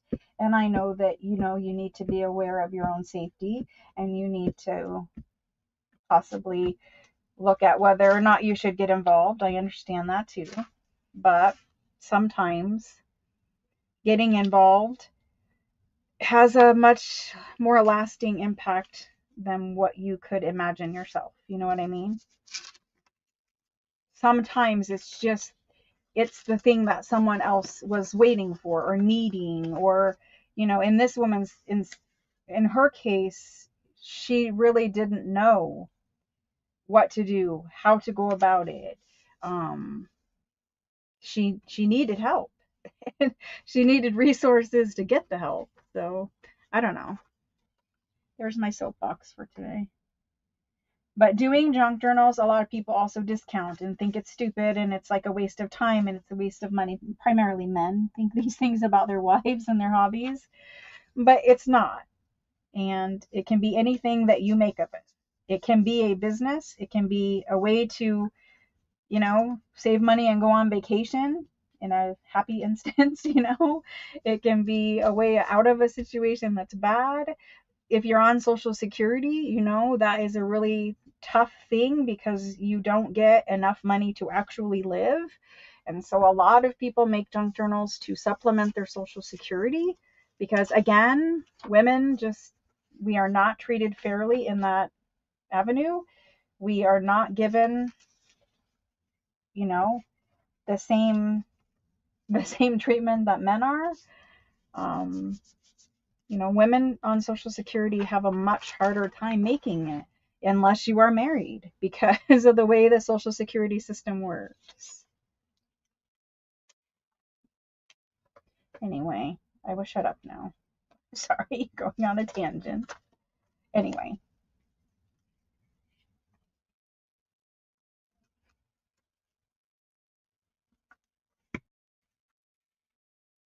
All right, I don't want to cover up my flowers. I need a smaller piece of music. I want music, but I don't want to cover up my flowers. Or my handwriting. Perfect. There's that. We need a little bit of green over here because we have green here.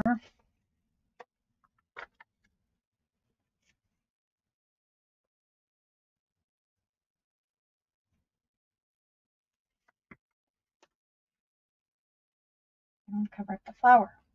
I'm going to put it here. And then I'll fill in something over there. Okay, a little Edith Holden, and we're pretty much done with this one. Let's see what's on the backs of these. Part of a bird or part of this? Let's do that one right there. I'll have to sacrifice some purple handwriting. And if you're looking at a way of helping with the situations that I was just talking about, if you look in your area, there's often women's shelters, domestic violence charities that you can donate to. Sometimes they will say that you can donate supplies, like even crafting supplies or something like that, children's toys, whatever it is that you are interested in. If you just look in your local area, you will find a place that is fitting for whatever it is you're willing to donate. If it's money, if it's time, if it's items, just, you know, look in your local area and you'll find that place. Okay, I have one little section right there that I'm going to stick this piece of ledger on. And then we're done and I can be quiet and get back to happy place. Not that that's not happy, but it's a sensitive issue for me, obviously. Okay, so we are done with this one. I have a little tiny sliver right there that probably needs covered, but I'll wait till the end. In this little corner. Yeah. All giving is good because we are not, I'm not saying, you know, be stupid about it, but we're not supposed to worry about so much of the, how should I say this? We're just supposed to give and do the best that we can, and then, you know, trust that the money is going to the people who need it. And you do whatever it is that you are comfortable doing. And whatever it is that you're capable of doing. Not everybody is capable or in a place to donate at this point, you know. Maybe, you know, they're one in need. So everyone has to do what is right for them and what they're capable of doing. You know, when you're in the middle of it, it's very hard to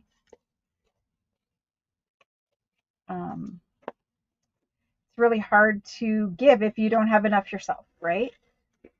And so sometimes you can give time, but again, if you don't have enough food on your table, you probably need to spend your time trying to work and get that. So it's, you know, not everybody is able to do all of the things, but maybe later in your life when things are better, your circumstances are better, maybe then you're able to do more, you know. So just do what you're comfortable doing. All right, that can be used as a cluster. That can go on a cluster, and we're good with that. We're done. We did it. Okay.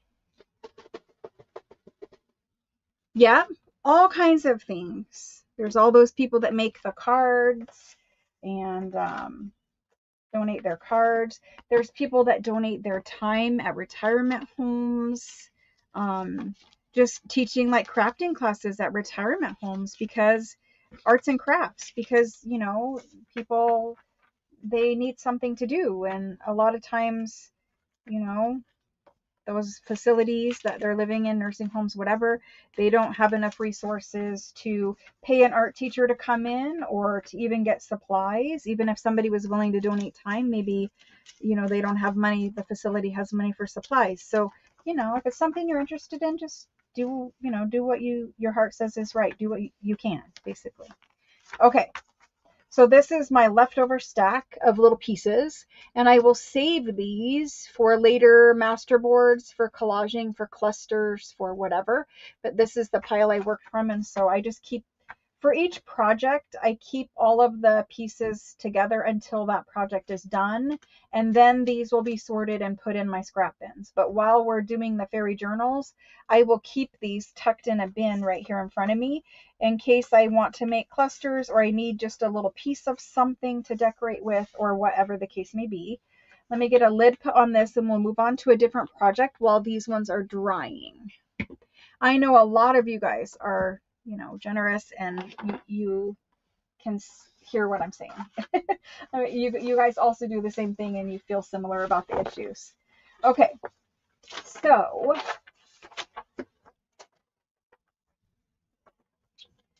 let's put away this paper and clean up this stuff.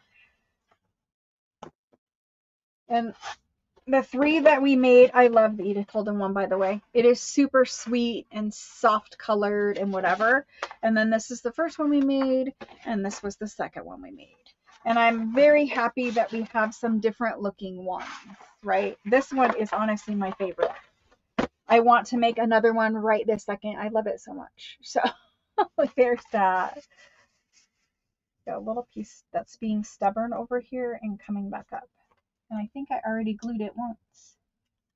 Perhaps I just need to hold it. Oh, there are. And they are giving in kind too, but you know, you got to be a little careful on the internet with the giving and the kind. And while we're talking about that, very quickly, I will say there's things that happen in Facebook groups specifically about the giving, and a lot of those people that are requesting items be sent to them, or they're making a post and it's a super sad, terrible post of my craft room burned to the ground, or whatever the case may be. Like, on the internet, your guard does need to be up, because unfortunately it's a well-known thing within the crafting community that a lot of people make very sad posts, and they're completely fake, and they're just using our generosity and our kindness within our community to take advantage of people and their kindness. They're you know, saying this terrible situation to make you all feel bad, and then you all donate money, you send them gift cards, you donate craft supplies, and that is exactly what they're there for. And so on the internet, I would caution you to use caution, because you don't know these people. These people can hide behind their computers, etc. But in Facebook groups specifically, this has been a rampant problem, forcing many Facebook groups who used to do like lists of things that people would request, or trades or swaps or whatever. But every single time somebody in a Facebook group tries to do something nice, that Facebook group owner is, they see that people in their Facebook group, in their very own Facebook group, are there to scam other people and to lie and to cheat and to take from the goodness, the kind people that is there. It's just really hard as a Facebook group owner to see it. But many Facebook groups have removed those lists of, you know, put your request here, and, you know, if somebody has what those, okay, what those lists were for is, if you were making a horse junk journal, you could post there that, hey, I'm looking for horse ephemera. I'm making a horse junk journal for my granddaughter because she's into riding horses, and I want to make her a horse journal, and it, you know, it's a kind of very niche little topic. Does anyone have anything horse related? And people would then be kind and they would send the woman, you know, horse related things. And so that's what the lists initially were for. And unfortunately, they've just spiraled out of control where people are listing, hey, I want this brand new sewing machine from Amazon. And good, kind people are sending it to them. And I know, you know, we're supposed to give without, you know, whatever, but on the internet, I will caution you to be cautious. So a lot of Facebook groups stopped doing these lists and this kind thing because people take advantage. And initially in my Facebook group, I had entirely planned to put up the list where we could trade stuff like that, where if somebody was looking for, I'm doing a vampire junk journal for my grandson, he's really into vampire, does anyone have anything? I thought that was awesome where we could do that. But unfortunately, immediately, as soon as I offer nice things like this, I have always learned that there are people amongst us that will take advantage. And so this is why we don't have it in the Facebook group and why many other Facebook groups stop doing it. All of that to say, the internet is a very different place than real life. People will misbehave in the internet and do things that you would never see them do in real life because they wouldn't get away with it. People would get mad at them, right? Okay, so let's make some things out of this other ephemera stuff that we have. Good night, Barb. And you're one that you paid for your journal, Barb, if you're still here. You paid for your journal and I accidentally billed you for US shipping, so I will need to send you another invoice for Canadian shipping. I believe it is you. And then your journal was shipped because Canadian Post is going to go on strike again and we need to get all of your stuff sent to you.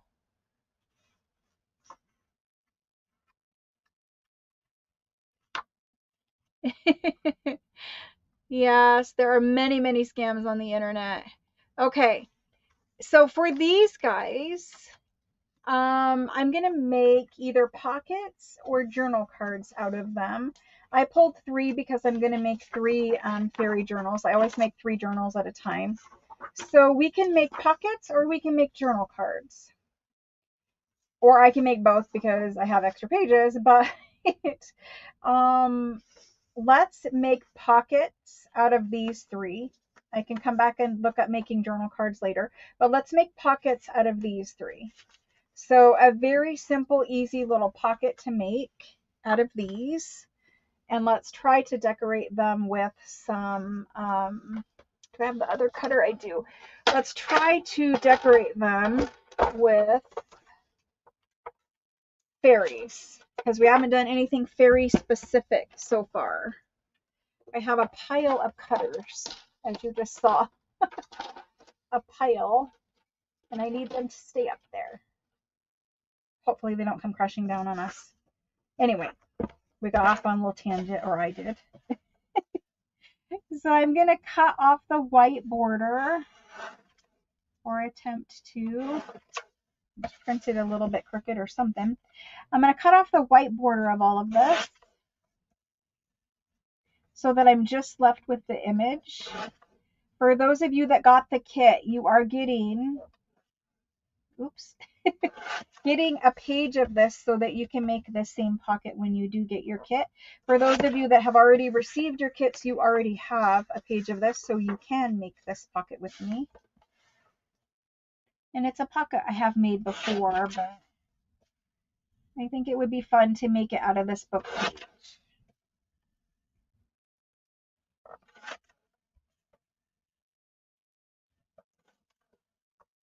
So we'll do 3 of these. I could even do 1 pocket and 1 journal card because we have 3 to play with. And then we're going to do some decorating, and then we're going to cut up those master boards and do some more decorating. We'll space ourselves a little bit. I don't know which side I'm using of this yet, so the printing is ever so slightly off. Here we go. All right, all 3 of those are done.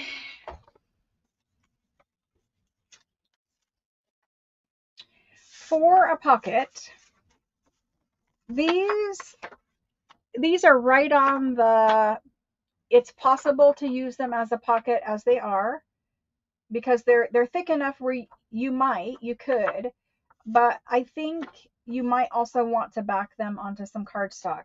they're not very thin, but they're also not cardstock.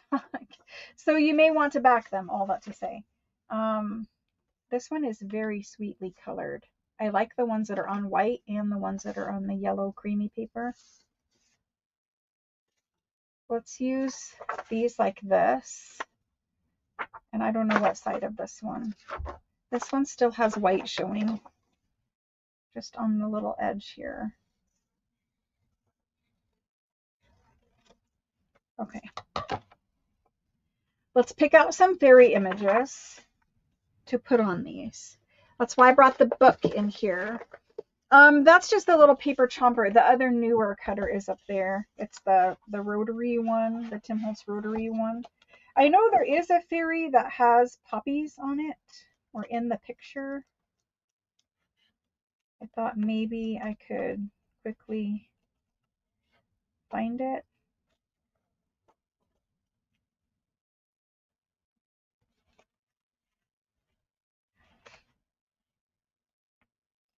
It's a little more pinky toned than our poppy.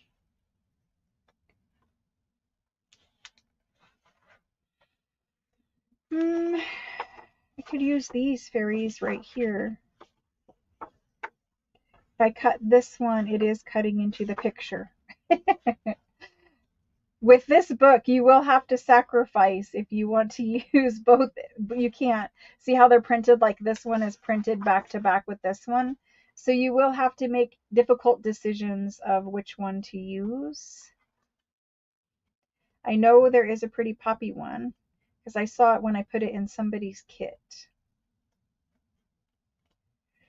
You try to find it quickly.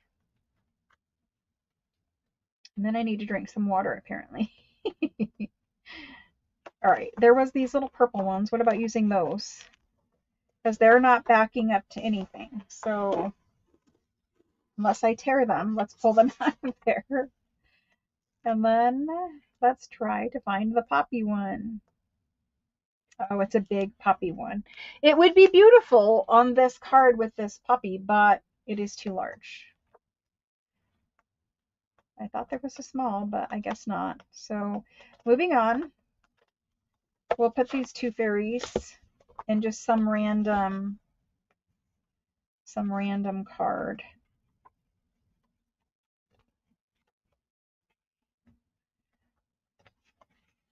I don't want berries, I want flowers. Where's the flowers? What about these two little children?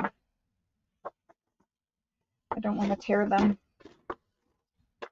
When I take apart this book, normally I take it apart with scissors and nicely, but for tonight we just decided to tear it. Okay. No, you're not allowed to scan. Well, you are if you are not selling what you're making. So every book that is, okay. You are only allowed to scan things that are over, in general, over 100 years is out of copyright in general. That does not apply to everything. That is not a law, a rule, whatever. If it's 100 years or older, in general, most things are out of copyright and you could scan those. So if you found one of these books, and I know they're not, but if they're over 100 years, then, you know, you could scan that. But if you're scanning a book just because you want to make a copy and you're not ever selling what you're making, like if you're going to use it for junk journals and you're not going to sell your junk journal, then you could scan it and you could use those images to make, you know, a journal out of. And as long as you're not selling it, it's fine. But if you're going to sell your work, you cannot take the images out of a book that's still in copyright, because that would be violating copyright. But you know, you used to be able to go to the library and you could scan a page out of a book instead of checking it out, like copy a page out of a book. So you could still copy pages, but you can't sell things. You can't make a digital. You can't use her images to make a digital. You can't scan the book and sell pages out of the book. You could sell pages if they were the original pages. Does that make sense? These images are copyrighted to her still, as far as I am aware. I know that this book is copyrighted, so, I can't sell images from this. I can't scan this. I can't use these images for any other purpose unless I'm using the originals like I am right now. Then I can use the original book pages and sell a journal that has these images in it. Even that, in certain circumstances, some companies don't allow you to do that. Disney is very, very picky, and they sometimes do not let you use um, Disney things and sell them. So, like, sometimes you cannot sell a Disney journal if you've used Disney book pages in it, even if you've used the originals, because Disney is so picky, they don't let you sell things that are Disney. Disney and Coke are usually the ones that are the most pickiest, that are the pickiest, because Disney and Coke, they're very well known brands, and they have to protect their businesses and their trademark stuff, their copyright stuff, whatever. So Disney and Coke, you basically just stay away from, because you cannot really use any of their stuff. Um, there's a lot of companies though that have been getting picky about stuff, and sometimes you might make something and list it for sale on Etsy, and Etsy will get mad. I have never had it happen, but I don't use that kind of stuff for Etsy. I only use antique things or things I've created, so I don't have to worry about it. But I don't, there's not, you know, I don't ever use something that is still under copyright, because I would not risk the Etsy taking down my store or being sued. These companies, they have lawyers, and they will sue you if you use their stuff in an inappropriate manner. So it's just not worth it, and I would not ever do it. I will cut the white out of that one as well, but for now. And these are a little fiddly to cut around. There's a lot of little bits and pieces.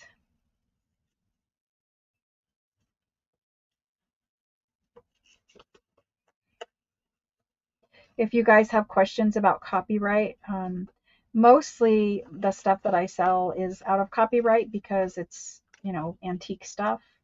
But sometimes we do have newer items, and like the Florentine paper, you guys ask me a lot.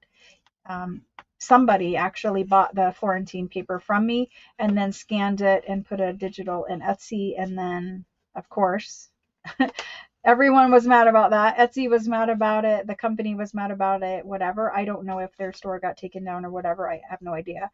But you can't scan the Florentine paper. The Florentine paper, it's currently being made by that company. The patterns are their patterns, their designs. You know, it's kind of like stealing another artist's work. And so as a creator, an artist, I don't really call myself an artist, but as a person who makes things too, I wouldn't like my stuff to be stolen. So therefore, I don't do it to others. And because I don't want to be sued or go to jail or any other thing. So there's that. If you guys have questions about copyright, the internet is a really good source to look that up. It does get very technical, because it's not an easy answer. There's all different kinds of rules that apply to copyright. And the best thing to do is to go to the internet and look and see what it says, and, make your best judgment call. If you are unsure, I would say stay away from it. However, I think if it's over 100 years old and it is not Coke or Disney or some other very recognizable name, it's probably going to be okay. But I'm not a lawyer and I can't give legal advice. I can just give you my opinion and tell you that. I would never call myself an artist. I just don't feel like that about it. I feel like I am a crafter. I don't even call myself really a maker, but I guess that's the more modern term for crafter. So yeah. I think it's weird when people are like, here's my here's my business card, I'm an artist, and and they make no journals. Like, I'm not knocking them. I'm just saying I think it's weird. Like, I think of artist as like fine art kind of a thing. For this one, I do need the I need to reach behind me and get these, because not this one, this one. these ones have a sharper point. The other ones are like a blunted point, just general household scissor. And so I need the cutter bees. Cutter bees is what I'm using now. They're the sharpest, best scissors for fussy cutting. So if you're looking for really sharp, good scissors for detail cutting, the cutter bees is pretty much everybody's favorite. Been around for a long time. So I'm going to have to leave this little bit here of her hair because I'm not going to cut it out. So there it is. I do have that marker behind me, and I will attempt to color some of that stuff in with that. But these are cutter bees. You can find them on Amazon. I did have them in my favorite things list, but I cannot find my favorite things list. So I probably just need to make another one. They are the best scissors ever. But in general, I use these. I just like them. I have glue all over my fingers, but I like these ones. But when I need a sharp point, because you can't plunge cut, like they're blunted, you can't poke that into something very easily to cut around it. Anyway, we have focal points. Now we need some things to layer behind our focal points.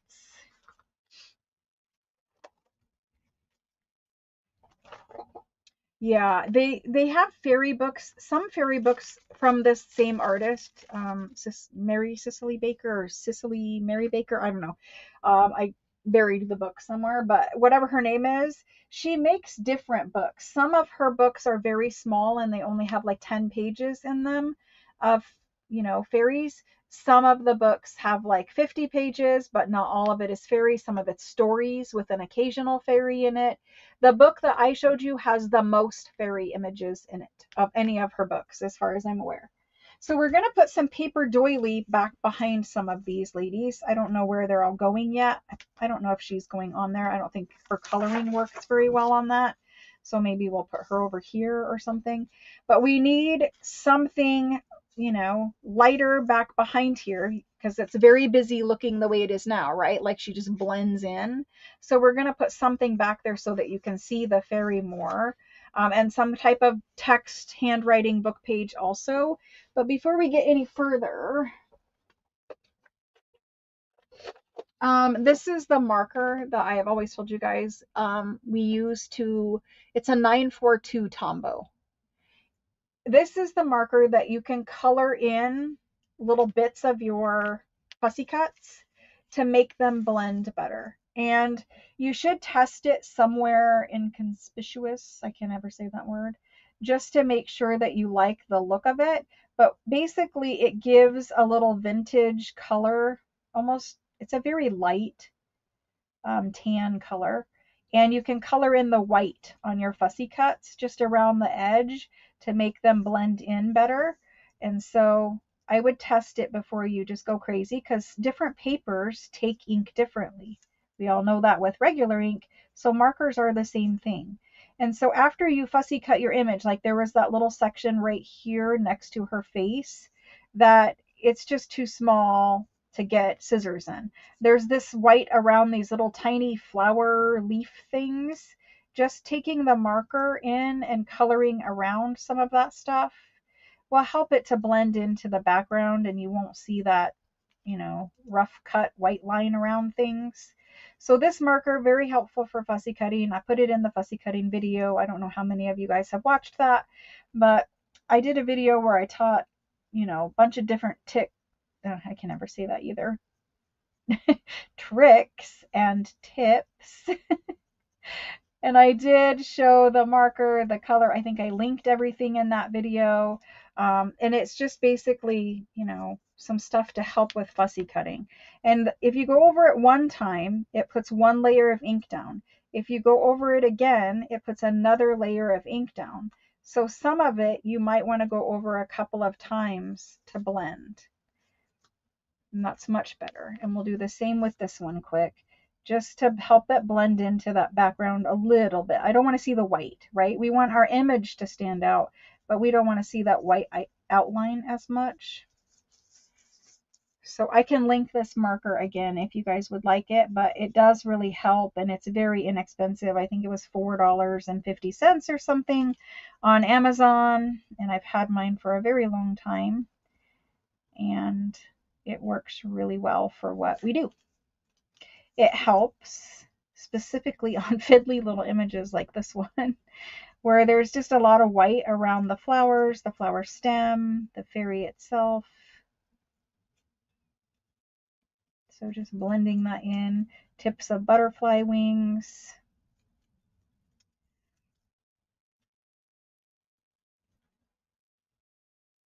And again, if you go over it once, it's one color, and you go over it again, and it kind of darkens that and helps out blend it. So that's much better. A lot less white. Okay. There's that. I'll link it right now for you. I was going to link Cutter Bees as well. It's just, we have new people all the time, and a lot of times you guys will ask me later, and I have just found it's better to just list it and link it. Amazon, yes, it does give me a tiny little commission, but it's like 1% or less of your purchase price. It doesn't cost you anything, but that's what Amazon pays, is roughly like 1%. So, it doesn't really earn me a ton of money, but what it does do is help me. So this is the Cutter Bee link. Help me not have to answer a million questions after the fact. Cutter Bees are on sale. They are 40% off, and they are down to $5.99 right now. And I don't know about you, but I'm adding one to my cart right now because at $5.99, I want a backup pair. That's the cheapest price for those I think I have probably ever seen. So $5.99 for Cutter Bees. And then the marker is the Tombow 942. And the marker is $3.49. So I'll link the marker as well. Where's the link? There's the link. Here's the link for that. That's all the linking I'm doing tonight, other than the Facebook group eventually. So the first link is Cutter Bees. The second link is the marker. The marker at Christmas. Yeah, I did give away several markers, which reminds me, I probably should get a couple of pairs of Cutter Bees, because then I can give a couple pairs away. So anyway, I've linked those two things. On to tearing this little doily up. Just let it tear wherever it wants to tear, basically. And we'll just use little bits and pieces of it. Let's see. I don't want any gigantic section of it.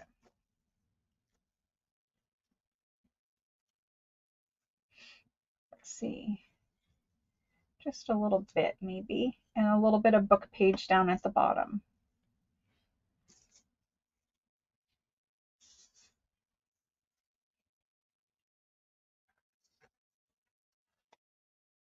That one I might have to use a bigger piece for. I don't want all of it.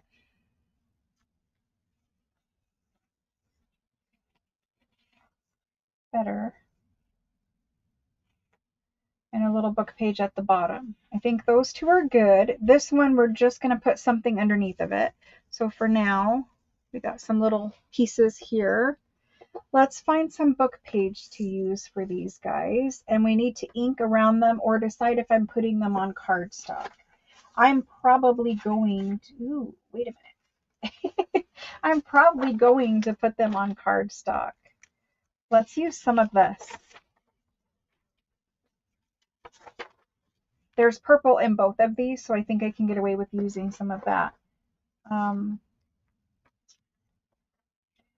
Let's just tear a little strip.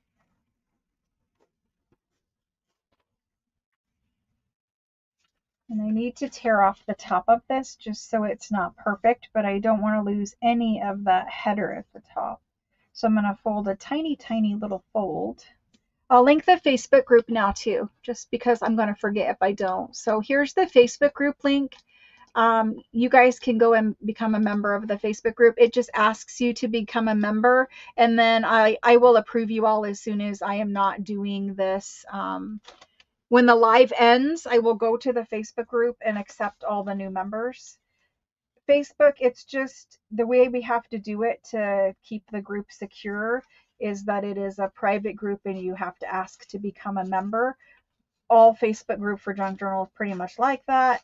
And it's just because there's a lot of bots out there, like non-human computer things, and they go on to Facebook groups and they post like links for all kinds of crazy inappropriate things. Sometimes they post like porn and stuff. I know it's very hard to understand why they would want to do that, but they do. And so it's just to help keep our group secure that you have to ask to come to the group. But once you request to become a member, you're there, you know. And then you can start participating. All the new people can start participating in the challenge right now. What the challenge gives it, there's a giveaway attached to it. So you will win, one winner will win a $50 Amazon gift card. And I know that there's a lot of people participating, but it's just a random draw. So every time you make a post, every day that you make a post, that earns you one entry into, like, if you imagine a big fishbowl with all the names in it, every post gets your name in that fishbowl one time. And so throughout the whole month, you could have 31 days, 31 entries in there.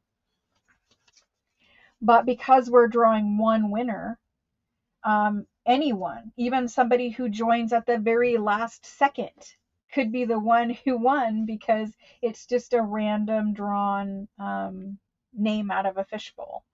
So that, all that to say, I'm going to have to tear off a little bit of this title. I didn't want to. I was trying to save it, but I think we'll do something like that down there. And then for this one, we can come in and I want to keep the français, whatever that word is. I don't speak French. I'm going to try to keep it right there, and we're going to put it down at the bottom. So there's those two pretty much done. We need this guy here, and he's so bland, like green and green. I'm not sure that I'm loving it. Maybe I would like some color. I do. I want some color, so we'll use this side. That was an easy fix. But he also, because there's purple back here now, could have purple handwriting. So we're just going to keep going with this purple handwriting. Why not? It's there. Let's do it.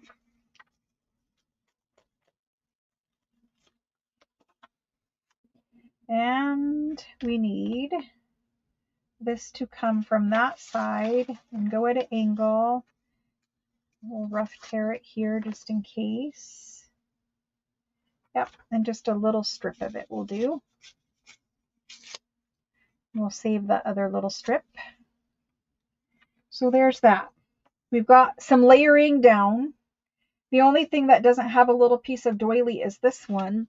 And sometimes doily, you know, it's in the back of these two, but sometimes doily can pop up from the top and it can go like that. So maybe that's what we do for that one. So doily behind these two, because I want their flowers to stand out from the flowers that are back behind them. But this guy, you know, he doesn't really, there's nothing going on down here. There's some leaves. But if you just pop a little tiny piece of that in, it can go on top instead of behind. That's kind of my point with that. Okay, so there's those. I'm going to get to gluing. We'll figure out what we're going to back them with if we're backing them here in just a minute.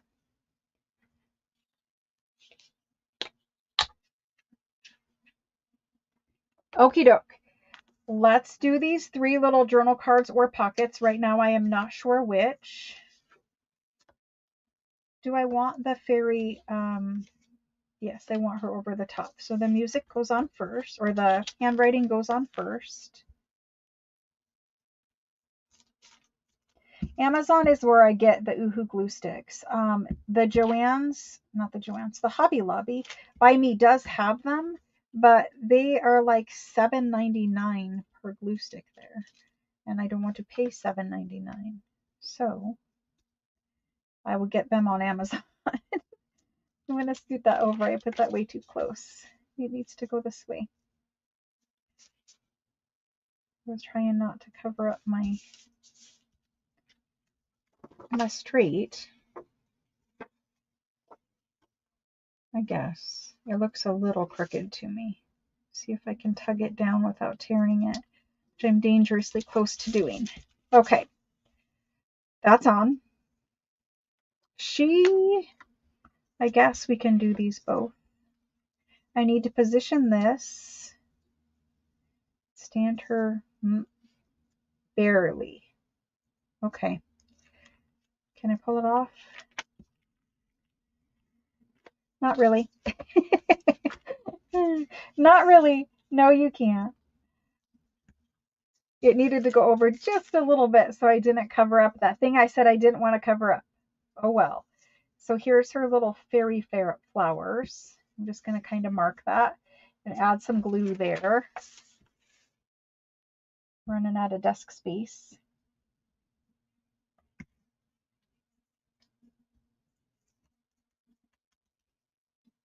And then we'll glue her up and get her to stick down there.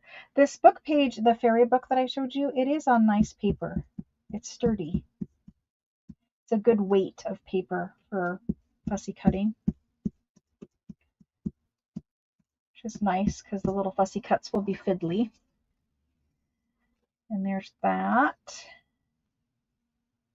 I want to see her feet and her wings and not have anything cut off.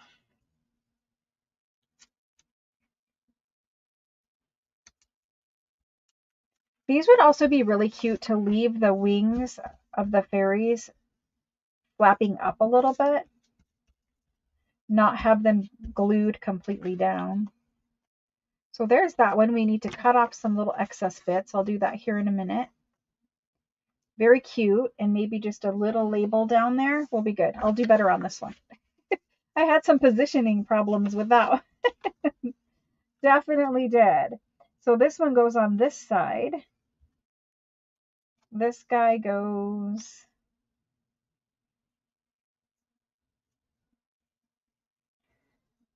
like that, maybe. Okay.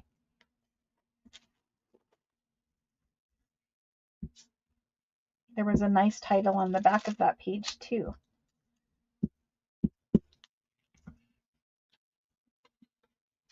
I included these ones in the kit for this month.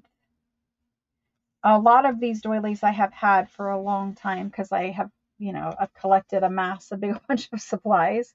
But they're still available. I don't know if you can get them like at a party store or something like that.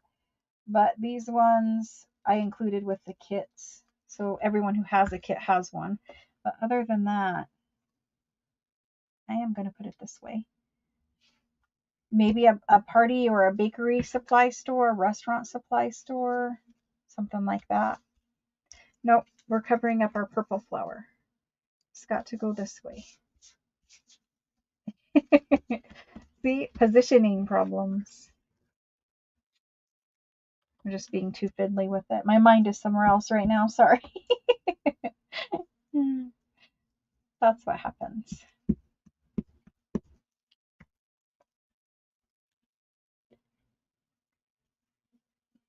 And there's that one. She came out beautiful. All right. Next is this guy. And we're going to put him down first. Do we want to ink him just in case there's something whitish showing there? I don't want to ink to like grunge up necessarily, but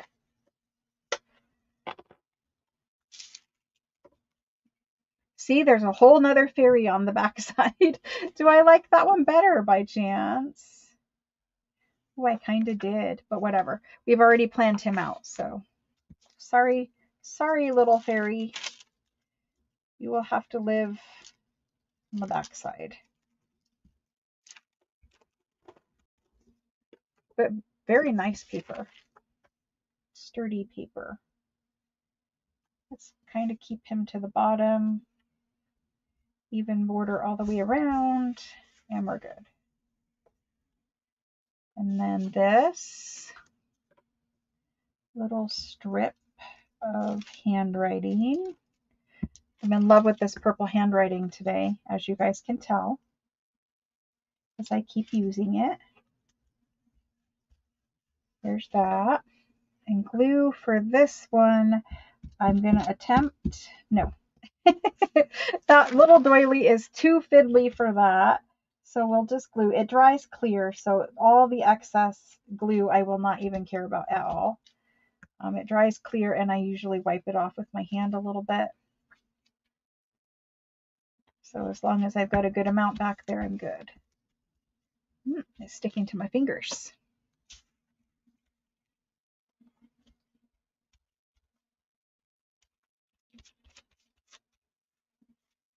And there we go.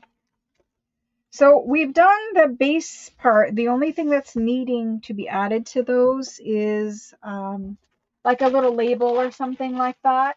Let's go ahead and cut them out and get them back to something. And then we need to do a little bit more work before we move on to our master boards. Apparently tonight will be a late crafting session for those of you that want to hang out, because we've got quite a bit more work to be done.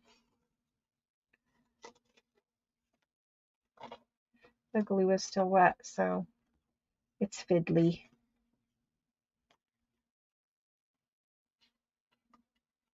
What'd you guys all have for dinner? It's getting late for me, and I'm like, what should we have for dinner? I think I have to make stuffed bell peppers again. I think that's what's in the fridge that needs to be used. So I think I'm making stuffed bell peppers when we're done, which they'll take an hour to cook, but you know, eating dinner at 10 p.m. is okay. I won't go to bed probably until after midnight anyway, so it'll be all right. And I'm just going to let those little pieces go. I know they're tiny little bits of handwriting and they're good for clusters, but I can't save it all. So here's these three, and see, after I got glue on them, they started to become more whatever. So I'm going to glue them down. Let's decide if we're going to make them into journaling cards. I really like these three as journaling cards, but they also could be pockets or tucks. If you're going to make them into a pocket or a tuck, you can glue anything behind them, like a junk mail postcard. That's good cardstock that you will never going to see, so you might as well back your things with that. I don't have any of that in here. All I have is coffee dyed cardstock. So if I'm going to make them into pockets, I'm going to have to use my coffee dyed cardstock, or I can use them as journal cards, and I can go ahead and just put the coffee dyed cardstock on the back of them and use them as journal cards. To use them in a journal as a pocket, you could put it like on the edge of a page like this, and you would glue all three sides down, and then it would be a side pocket this way with a journal card going in here. You could put it on, and I would probably do it like this, where you glue two sides, and it is just a tuck back here, from this side. You could scoot it over. I try to keep things away from the spine of my journal. I never glue stuff over here because that's where your journal gets to be super gator mouthy. I try to keep it to the outside edges. You could put it up here and make it a top tuck. I don't really do a whole lot of those. I am going to put some stuff in the top, but probably not that. It's a little too long for me.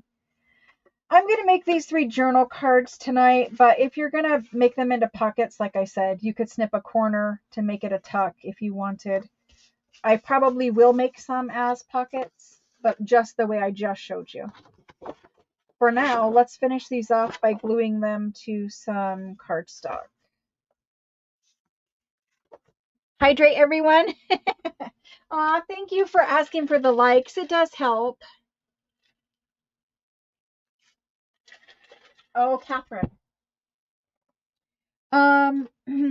For you Canadian people, and this is something I probably should have said a lot more often. For you Canadian people, when I show you guys something and I put the link in there, if they do not ship to you in Canada, or it is astronomically more expensive or whatever, if you guys need me to buy you one and put it in your box, then you guys can let me know that. But Catherine, I would be more than happy to get you a marker and put it in your box. In fact, I still have it up on Amazon. Let me add one to my cart. I will get you the marker and just put whatever it actually cost on your invoice for. I think it's $342 right now. So Catherine, you can have a marker.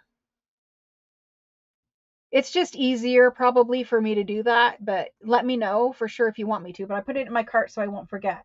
So anyone who's international, if you need me to do that for things that I'm linking because I'm like, teasing you with it, whatever, let me know.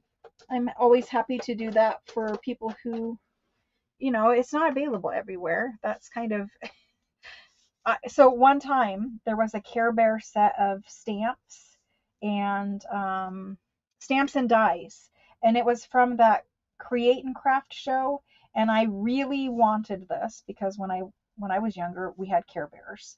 I was borderline too old for them, but whatever. I love Care Bears, and I wanted this set of stamps and dies from Create and Craft. This was many years ago.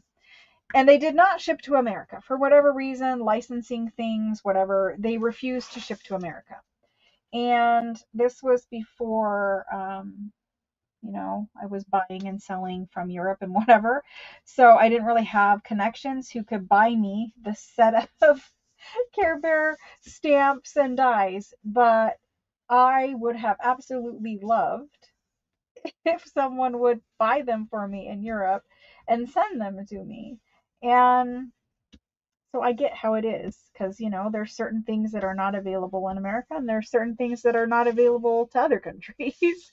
And it just really sucks when you want something and you just can't get it because it's like a country thing or a licensing thing or whatever. I don't know why people do what they do, but it just sucks when you want something. And so if I tease you and I tell you, I'm more than happy to help you out with that. Just let me know. Okay, there's that. And even for people in America who do not have Amazon, I can get these really close together apparently. For people who don't have Amazon, the Tombow, they're sold pretty much like at Michael's, I think, and they might be at Hobby Lobby, but they're sold a lot of places here, not just Amazon. Okay, her little skirt just popped up.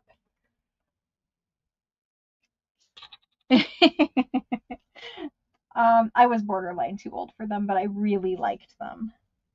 And I really like um, making cards with them. And so this was when I was making cards. I'm still not going to get one there, but I wanted them to make cards with because they have like the different moods, like there was Grumpy Care Bear or whatever his name was. I don't know. And they just had different moods.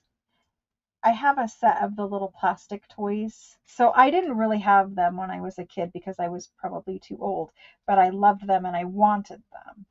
And I may have had one plush stuffed animal or something that I was allowed, but I think my mother and father told me I was too old for toys or whatever. They probably started telling me that when I was about 5. So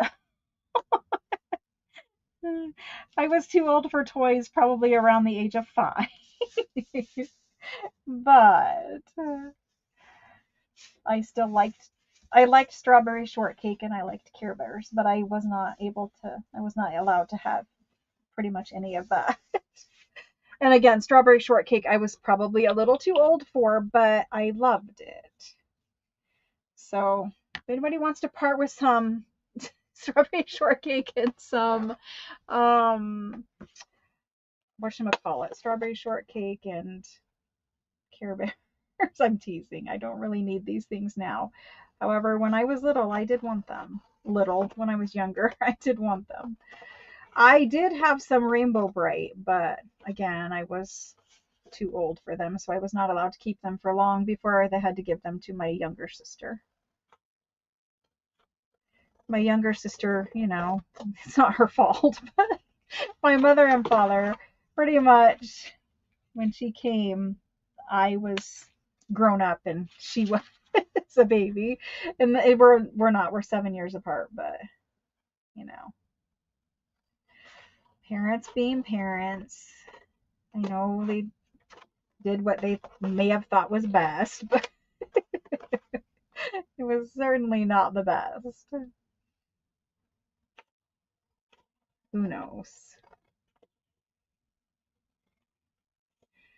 All I know is the little strawberry shortcake dolls, the ones that are like 5 inches tall or something.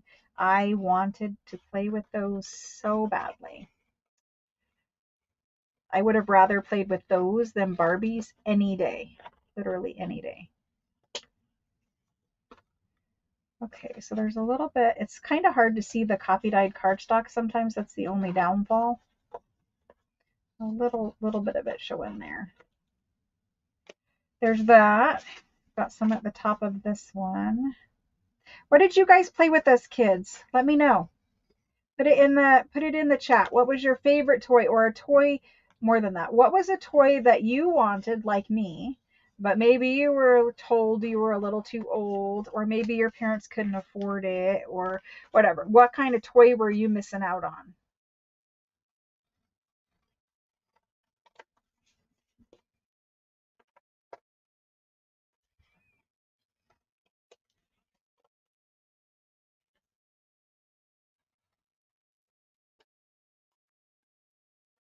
All right, there's those.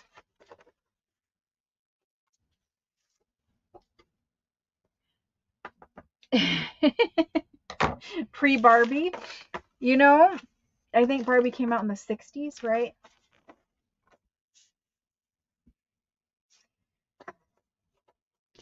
My mother's favorite toy, let's see, what did she tell me it was? I know she had one of those those tin doll houses. And I know she liked that. These are getting pretty bumpy. Anyway, I think they just need inked around, and then I have to find or make or print some cute little labels. I am in need of labels again.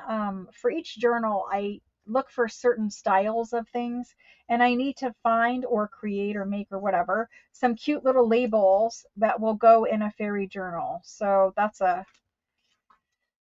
on my list. But we'll find some labels and I will ink around these. And we have some very nice sized journal cards. Like on a page, that's a very nice sized journal card. And I think they're really cute. So they came out like this. They need inked around so that you can see the focal point, but they're very cute. I'll ink just one so that we can see it. I think they look different inked whenever you're using vintage things. And we're doing fairy, and so it's kind of a little earthy, grungy, whatever. But it's different inked. She looks very cute. I love her. And I love this one too. It came out really cute. Just a little label right in this area. And she'll have a little label down in this area. And then she'll also have a little label down in this area. But I'll be careful not to cover up too much of that purple handwriting. Okay, there's that. We did those. So we made 3 journal cards, which is pretty much all we have done yet. So let's move on to something else. And I will hopefully not spend 5 hours doing it. We have some pockets and some tags. I guess we'll stencil those bags later. And then I'm going to cut up these master boards. Actually, let's do these quick. I know what I want to do with them. Let's do them quick. What I don't want to do is knock over my cutters, but it's going to happen. I know it's going to happen. So for these tags, these are very, very quick little tags. All I want to do is use some stickers out of this book and stick them on these tags. I don't know what stickers, but some kind of stickers. We could also add a little fairy at some point, but for now, something that looks nice with blue has to coordinate.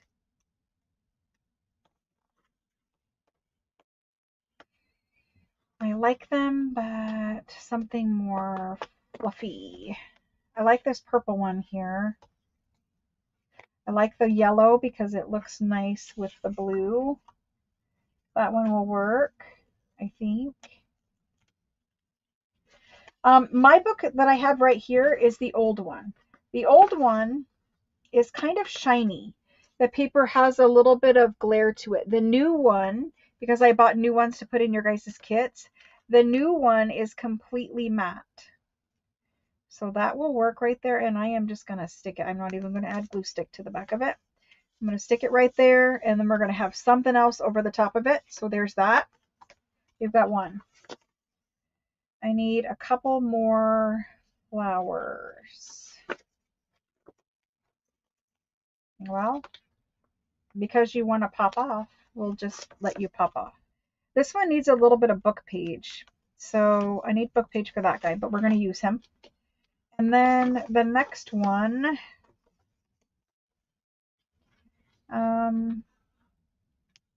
let's use this one. I know it goes sideways, but let's use it anyway. This book, for those of you who didn't know, this book is this. The Botanist Sticker Anthology. I've shown it and linked it a couple of times, but for those of you who didn't know, that's where these stickers come from. It's a whole book of botanical stickers. So there's that. Okay, moving on. We need book page. Quickly. Book page. And or music. Let's do music. Because I use book page a lot. So let's use some music.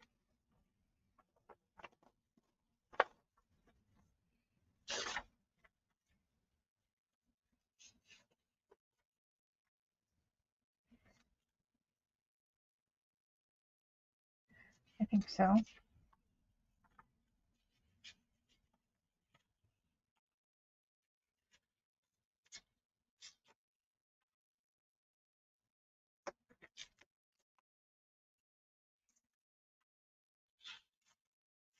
This music is kind of the paper that is soft, and I don't love soft paper.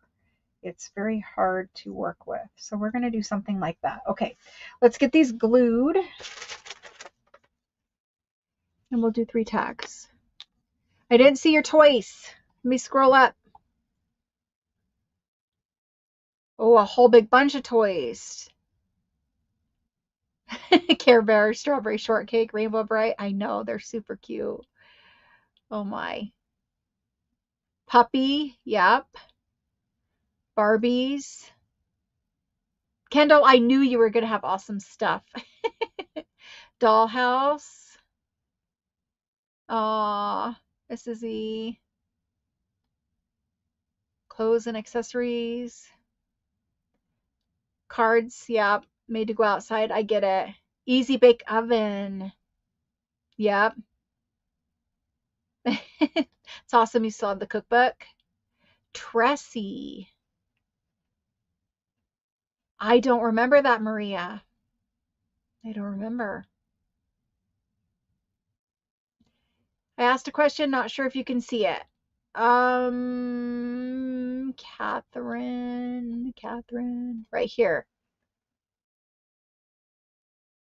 Yes, yes, I absolutely will. And I think I said that about the same time you were sending the message. But yes, I offered to do that for any international person who needs something.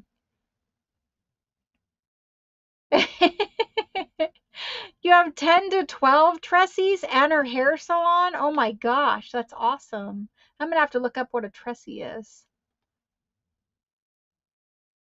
That would be amazing, Mrs. E.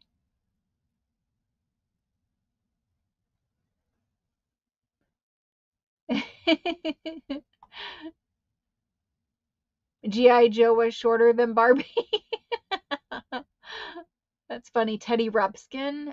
Yes. My sisters all had those. Matchbox cars. Kendall has an awesome collection of everything. Everyone wants to be Kendall's friend.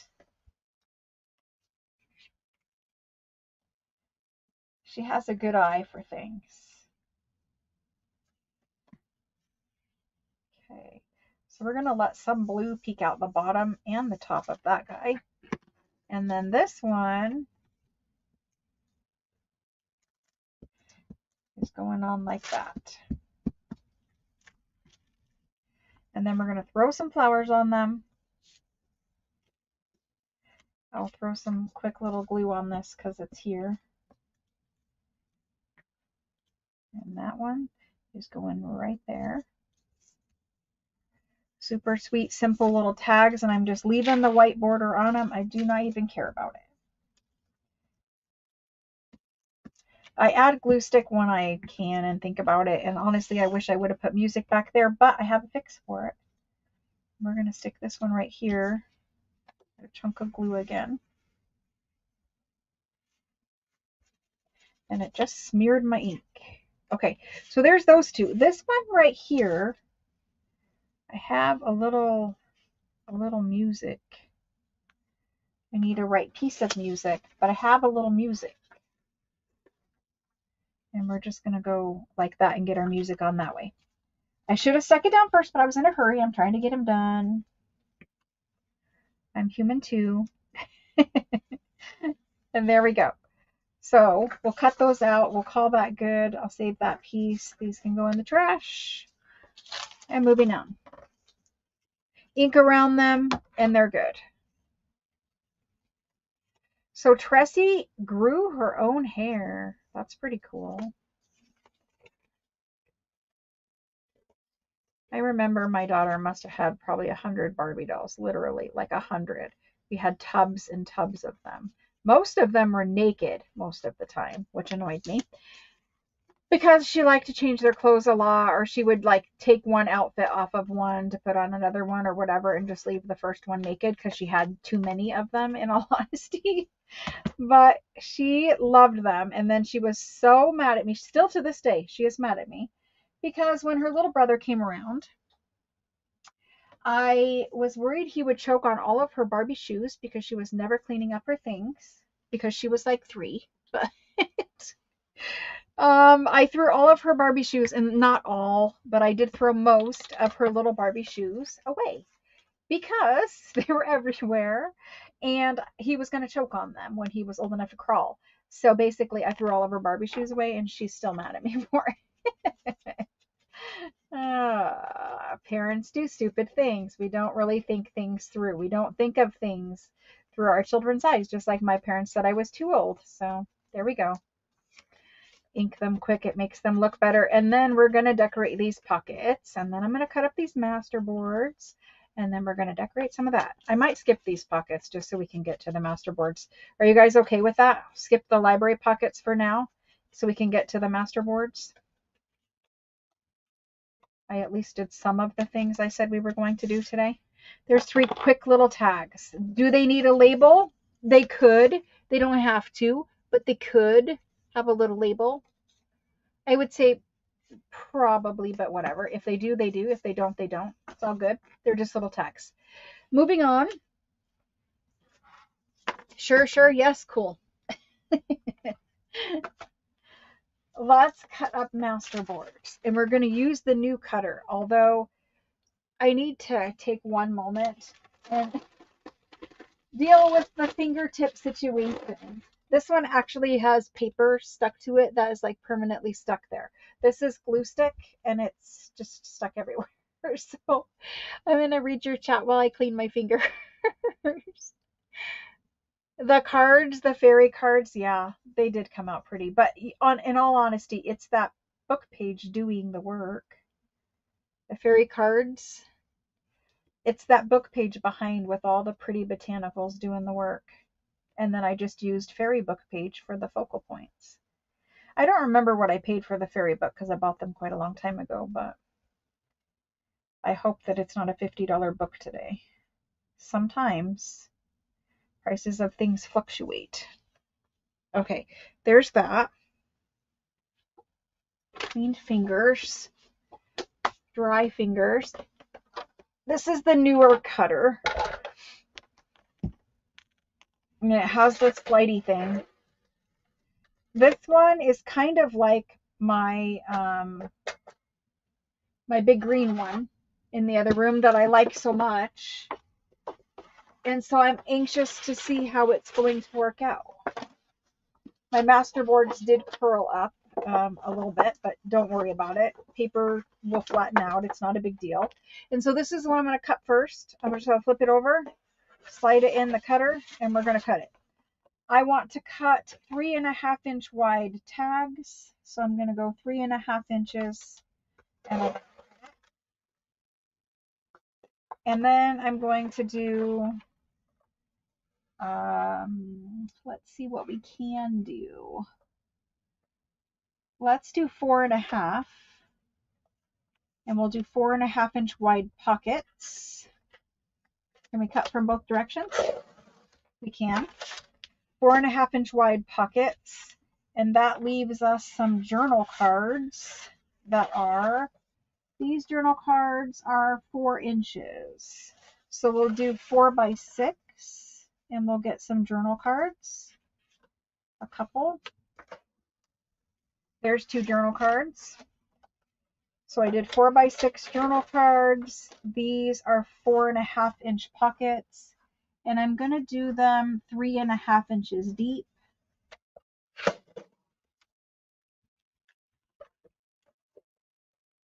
Three and a half inches deep. And that leaves me a 5 inch by 4.5 inch square. And I'm going to save that just as it is. And then we're going to cut 2 tags here that are 6 inches tall. So I didn't make very many tags out of that one. So for this masterboard, this is what we ended up with.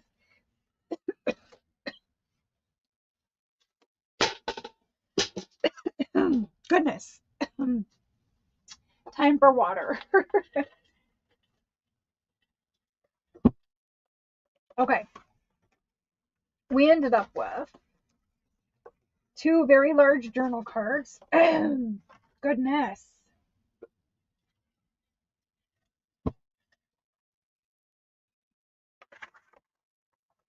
Something is angry. 2 very large journal cards. They're okay. They're okay. 2 large journal cards. We ended up with 2 pockets. Now these are pockets or journal cards, but pockets probably. Nice size pockets. Love the Florentine on them. They're great. So 2 journal cards, 2 tags, 2 pockets. This guy is the 5 by 4.5. Honestly, I am going to slice this little bit off right now because I know that I don't want it on there. It's fine. I will use the little offcut for something, but it's too weird of a little slice for me. So I'm just going to trim it down to 4 inches. And I lost just that little sliver. It's nothing really, but now it looks better. Is that straight? Let's try that again. It is not straight. So now we're going to go that way. My paper is a little crooked. The collage paper. I'm going to stop cutting because if I keep going, we'll just lose everything. Oh my gosh. It's like doing the haircut as a child with your mother. There we go. It's straighter, but not quite. The pocket is straight, but the page on the pocket is crooked. We're just going to leave it for now until we decorate it. Anyway, that could be a pocket because it's about the same size as these, honestly. So that could be a pocket. And as long as I left it upside down like that and put lace across the bottom, I'd be fine with it. These 2 are tags. So we're going to leave those as tags. They're very cute. I like to keep most of the pattern at the bottom, but it depends on what I put on them. So anyway, for this guy, we ended up with, where can I set this? We ended up with journal cards or tags, pockets. We have 3 of them now, and we have 2 of these. So tags, tags, journal cards, pockets, pockets. Good. I can see some nice large fairy images going on the big tags and journal cards. So when I'm done tonight, I will rubber band my whole pile of all of this stuff together and it will all flatten out. But for now, we'll keep cutting. Next one. Barbie furniture egg cartons. I see. I see. This is my favorite one. We're going to cut it upside down.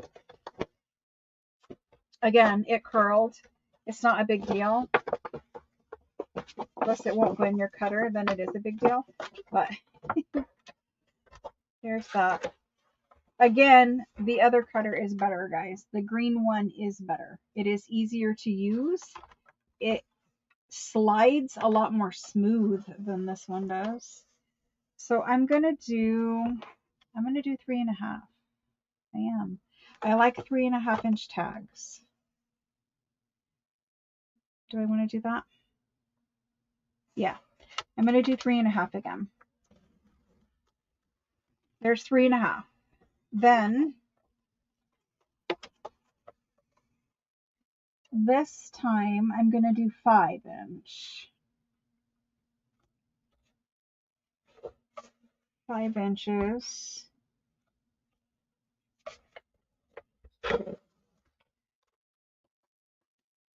And here, these are tags. I can do a 5-inch and a 7-inch tag. Yeah, it doesn't slide very smoothly. The green cutter I have is better, and that's probably what's going to end up being brought in here just because I like it and it works better. So I know this is the first time I'm using this one, but so I have 5 inches. I could do 3 by 5, which I think I'm going to do. 3 by 5 and 3 by 5, and that gives me a couple small journal cards or tags. Yeah, not my favorite. That just pulled off because it's my masterboard. It's okay. And then if 3 by 5, if I do it this way, I would just end up with a sliver. We're just going to keep doing 3 by 5s. I like that. So there's 4 3 by 5 journal cards and or tags. And then this one, I need to get pockets out of.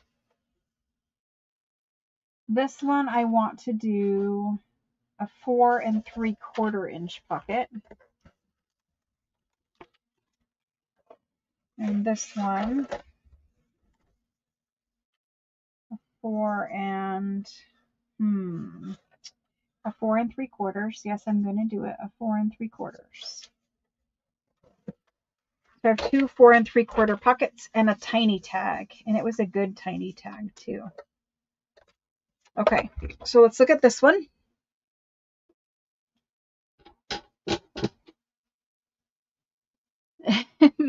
Okay, this is my tiny tag. Tiny tags are super cute, or it could be a tiny little journaling card that could go in like a little pocket on a tag. So that's cute. Love that. Then these two are my pockets. I have 2 pockets that look like that. Super cute. Then I have 4 3 by 5 journal cards or tags. If you cut the tops, they're tags. So we've got that guy, that one. I have a little air bubble right there. That will need fixed. Then you have that one and that one. Those are super cute. I love them. Why do you have an air bubble right there? Because you didn't get glue on you. Okay, so this is an air bubble. See it? The little air bubble? It's not great. He'll have to be fixed. Anyway, there's that. And we have 2 tags. Well, a tag and a journal card, I guess. Lovely. I love this one. My favorite, even with an air bubble, it's still my favorite. Okay, I'm going to have to do more of that because that's something that you could use for any kind of journal. There's a little bit of paper that came up. It happens when you just cut little slivers. So there's that one. We're going to cut one more, and then we're going to have to decorate something. It's only 7 where I am, guys. I apologize. You don't have to stay. You can come back and watch later. It'll stay up on my channel forever. Okay, so for this one, let's do something different. I mean, there's very limited options because it's 12 inches, but let's do something different.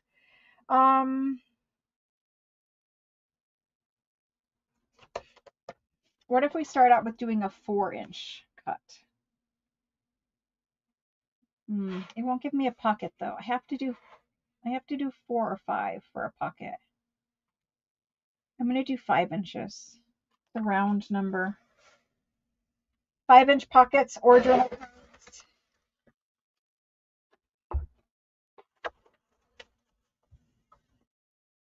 And then here, let's do 2 3.5 ones.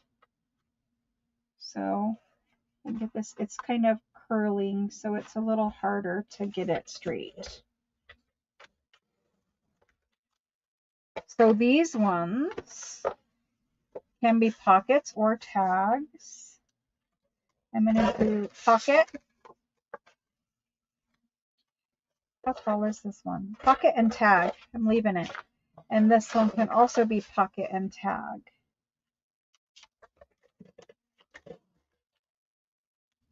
Pocket and tag. This one, I'm going to do 3.5 on this one. It's very crooked though. 3.5 right there. 3.5.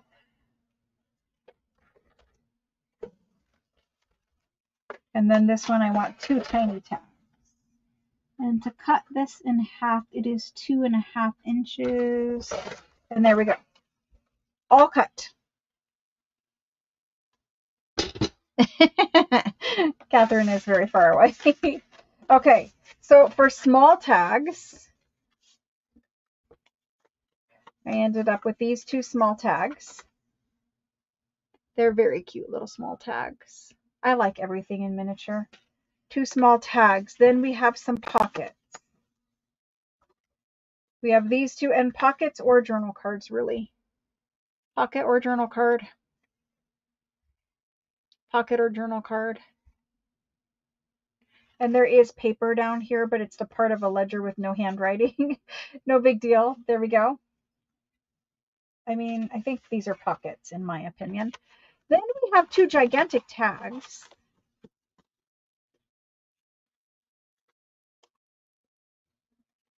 Very large tags.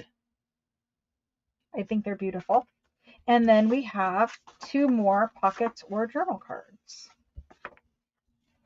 The Florentine was really nice on these. I love it. And I love how we got this little tiny section here. If you can imagine a focal point being put right here, I was going to grab one out, but we're going to decorate them anyway. So let's get to that. Now, because they already have all of my favorite background layers on them, the decorating for these can be fast and simple. It can be. You already have handwriting. If the handwriting, when you look at these pieces, like this one, primarily you have handwriting. This one, primarily you have text. You also have Florentine paper, but we're ignoring the Florentine paper. We're looking at, does it have more text or does it have more handwriting? If it has text, then you want to add more handwriting if you add anything as a background layer. This guy you would add book page to because he doesn't have any book page if you add anything as another background layer. These 2, they have kind of everything, so it doesn't really matter. Maybe doily or something like that back there just to kind of ground it because you have so much going on. And these 2, you know, this one doesn't have any handwriting or text. This guy has both, and this is more text, so probably if you added anything, handwriting. That's the way I approach, like if I need another background layer to make my focal point stand out, I look at what's already there and do the opposite of what is there. So for focal points, the easiest thing to do is to put some flowers on some. We'll put some fairies on some, and we'll leave some undecorated so that we can decorate them more when we get more focal points or whatever. I am going to use some of the cabinet card people stuff in this journal as well. So it's not all just fairies. It's more vintage, antique, shabby with a touch of floral and fairies. I'm not making mine overly fairy. At least that's what's in my head right now. What actually transpires could be something entirely different. We don't know.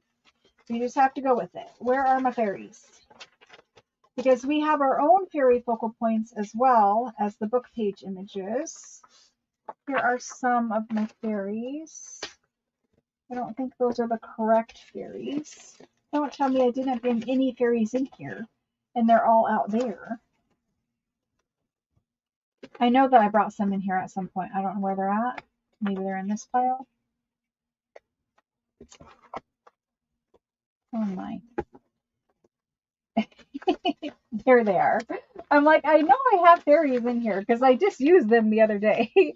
So I have large fairies for journal cards also. And I know that for these, my plan is this. So this kind of Edith Holden with this kind of a fairy image. It's the right tone and colors. So I will cut up some Edith Holden and plop one of these guys on for some additional large pockets and or journaling cards. I'm saying that because this is the only one we're really doing ephemera other than the 365 videos. These ones I shrunk down. The ones that came in your kit were these ones. Where are they? You got these ones, these size image focal points for fairies, and you got some of the journal card size. It may have been these journal card ones. I don't know what I've pulled at this point. But you got some journal card ones and you got some smallers. And from there, I've said this before and I'll say it again. You guys can copy my images to use to make your projects that you're not selling and you're not whatever. But if you're going to copy the images, you can't sell the images. Does that make sense? I don't care if you guys copy them because you want more focal points, but just don't copy them and upload them to Etsy and sell them that way, I guess is where I'm going with that. Anyway, we need to pick out some that are going to go on here. Like I could easily plop one of these pinky ones on there. That would work. For these, you're going to need a much longer image to fill that space. So we would be looking at putting some of these on these little journal cards. Let's just pick out two and we'll work with them. Now, they have a rectangle border and I do not like to stick a rectangle image on a rectangle pocket. So they would need torn or fussy cut or something because I just don't like putting a square image on a square thing. We can look at it, but I'm pretty much not going to do it. I don't generally like to. It doesn't look good to my eye. It needs some kind of soft edge. So we'll just snip one out of there quick and snip around it and I'll show you what I'm talking about. And then we're going to get to gluing. We got to move quickly here. Okay, so if I take this lady and even if I pick the one that she might look the best on, if I'm doing a journal card, I'm okay with it as a journal card, but for a pocket, which is what these were cut to be, I don't want to just stick a rectangle on a thing. You do you, but to me, it needs some kind of softer edge. So I would probably fussy cut around her a little bit and stick her on there. You do you, but that's my opinion. So if I put her on here, she's too small. You're going to have to use some kind of longer image on here or layer some things up. Let's see if she looks better on, if we're going to do a journal card, since I've cut her out. She'll cover up all of my ledger, so I don't want to use that one. This one is nice with her. It's got the purple handwriting, she's got the lavender, and it's got the green down here. So let's do her as a journal card, setting aside. This is our pile, and I'm just going to make a big, huge mess, and we're just going to dig through them as we go. What else can we use as a journal card in here? I've got this green one that she might look good on. So I'm making 3 journals, and if I do things in repetition, it's because one will go in each one of the journals, not all 3 in the same journal. We'll do a couple of these. We need to look and see if I can get the bigger ones on anything. And then we're going to grab some flowers and some of the fairies out of that book. I was looking at this one. She could go on there. That would be fine. But I think this was supposed to be a pocket. You could make it work, but to me it's too hard edged. I can't do it. So I could fussy cut around it quick because I just want to show you what I'm talking about. You just saw it like that. And I'm just going to roughly cut around it. I do want a little bit of a border.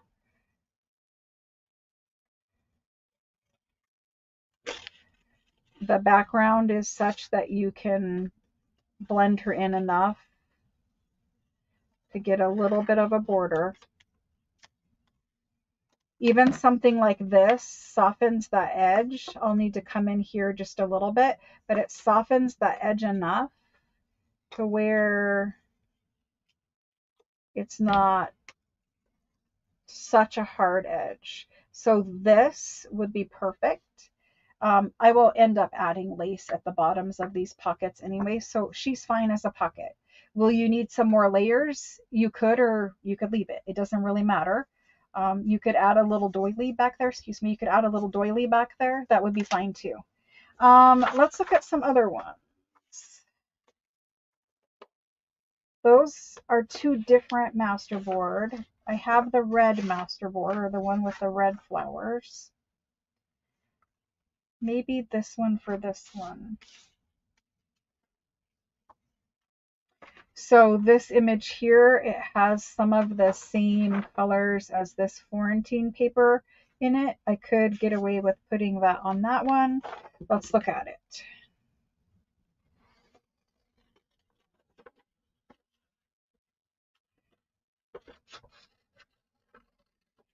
You can use, I just want to say this again. You can use my images in things you're selling. You just can't sell the images. You can't print them off and put them in a paper pack that you sell. You can't, you can use them for making things that you sell, as long as what you're making is a journal or something finished or whatever. I just, I have to say, there's some people out there that have just taken whatever I put in the kit and then scanned it and put it into Etsy and are currently trying to sell it. And it's kind of, she looks so much better on these ones though. They're currently trying to sell my images, and that's just how some people are.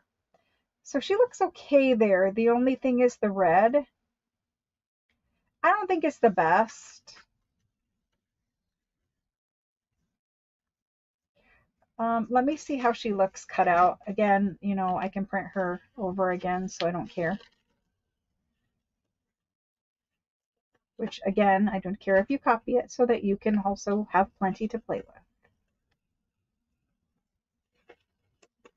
This one I am going to cut like that. Let's snip in here.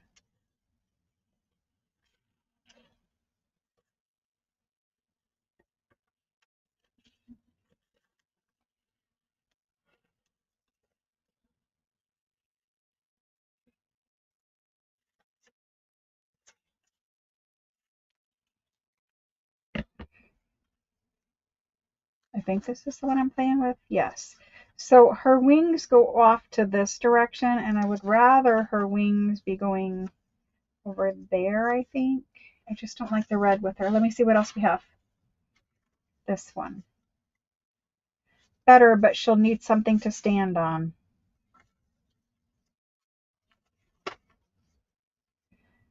I think she looks good like this.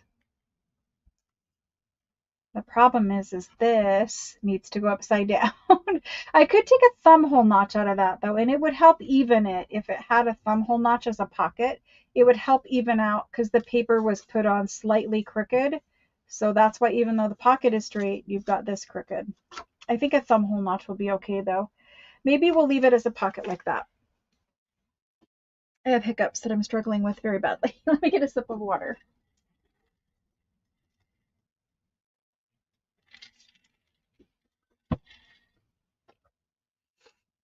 Okay.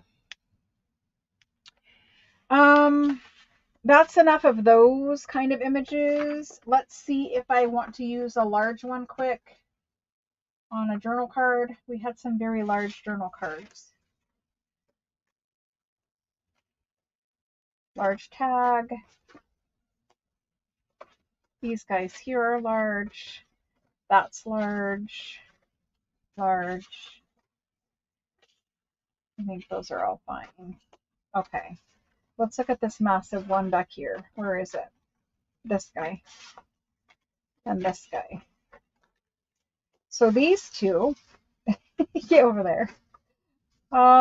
These two are so large that we might be able to get one of our journal cards from the kit on there. Let me find it. One of these. Let's go with the purpley ones. She's beautiful. I may have printed these a little bit too big.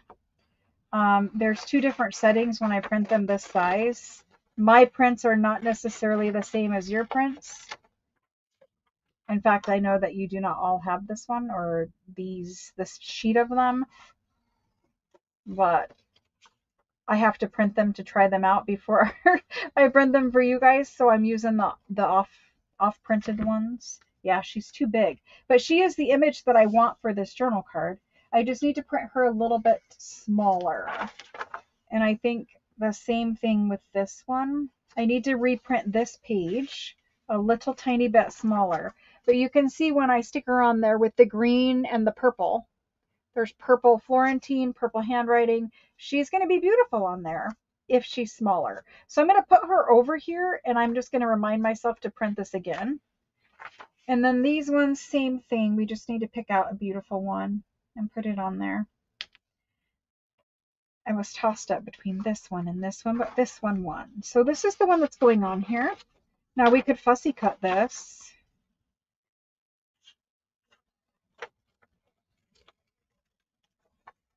Okay. She'll go on there.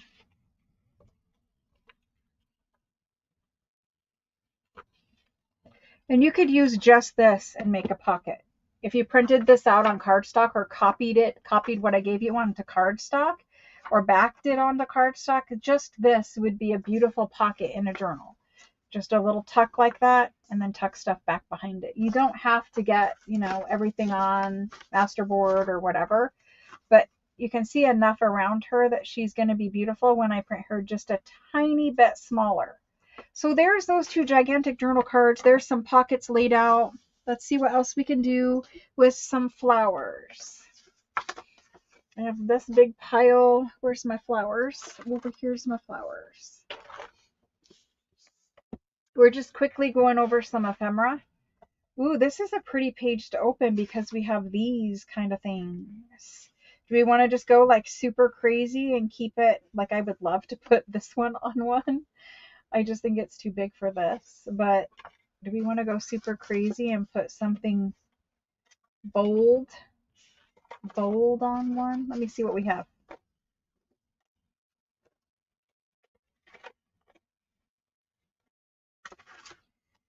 Possibly. Do I not have a big red one? No, I do not. So if I'm going to put it on, it's got to be on one of these two.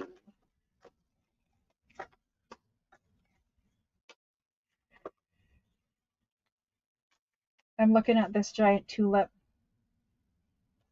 It's very, very bold, but we will not know until I try it, right?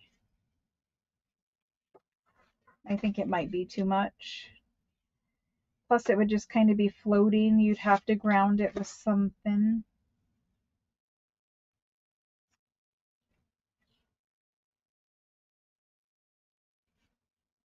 I do love it, though. I'm going to try it.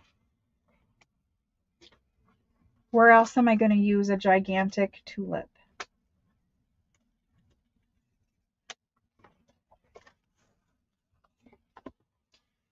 We need to close you, put you over here. I think I have pretty much decided it's this one. It's my least favorite one anyway, so if I don't like it, it's all right. I'm not really going to stick it, but I do want to look at it. I think I can make that work. So I'm just going to add a little glue and we're going to do it. I'm just going straight for it.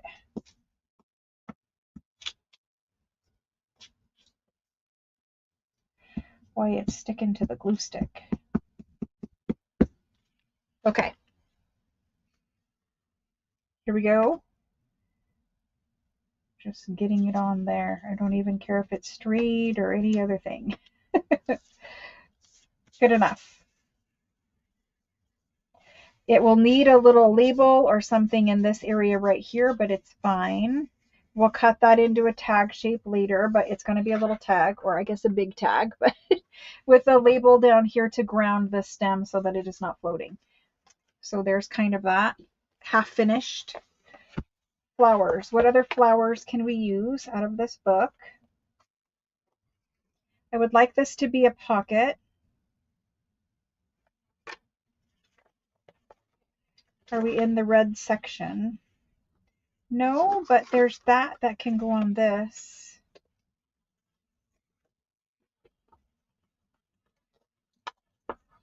these are some of my favorite floral images that I probably would never use anywhere else. So we're just using them.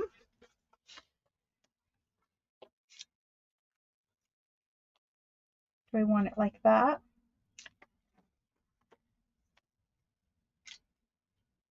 I think I like it this way better. So we're going to add glue and we're going to stick this on.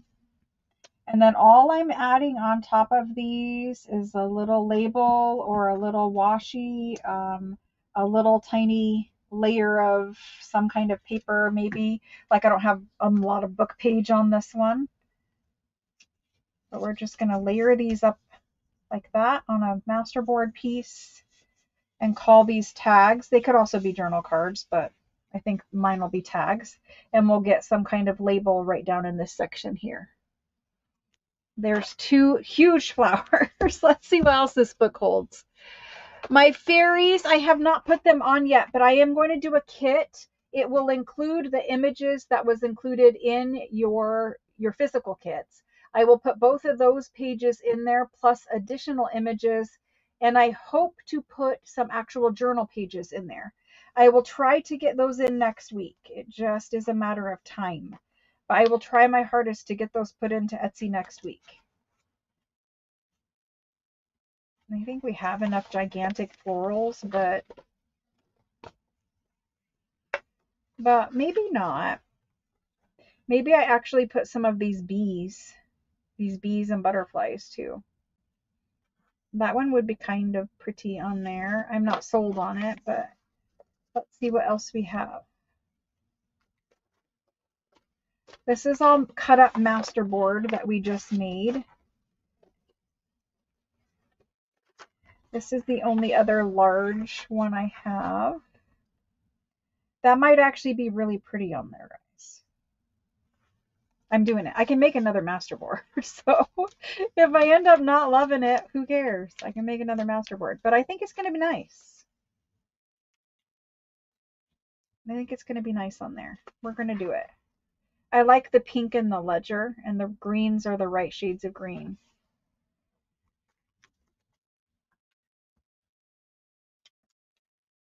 So we spent all the hard work making the masterboard, and now we're just quickly decorating, layering some few things on, and we're good to go. I'm leaving some space at the bottom on all of these for labels and grounding. So there's that one, and I'll show you all of it at the end as well, but we're just kind of moving quick to get some stuff. I don't know how much more we need. It'll pop out to me if we need it. Maybe we do some smaller pockets. Let's look at pockets. These are pockets.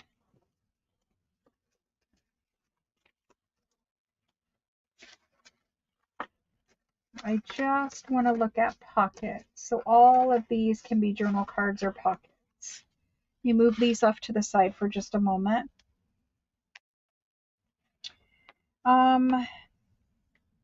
We need to look at the right scale. Sorry, I'm off camera. We need to look at the right scale.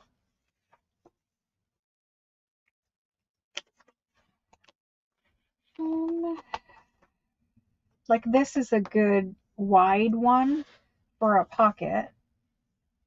I even like the little bug stickers that are in here. I know Kendall doesn't like bugs, but do we want to do this gigantic flower pocket? It's pretty dark blue. I'm going to keep looking for something else that's wide. Like this one's also wide. That one's wide.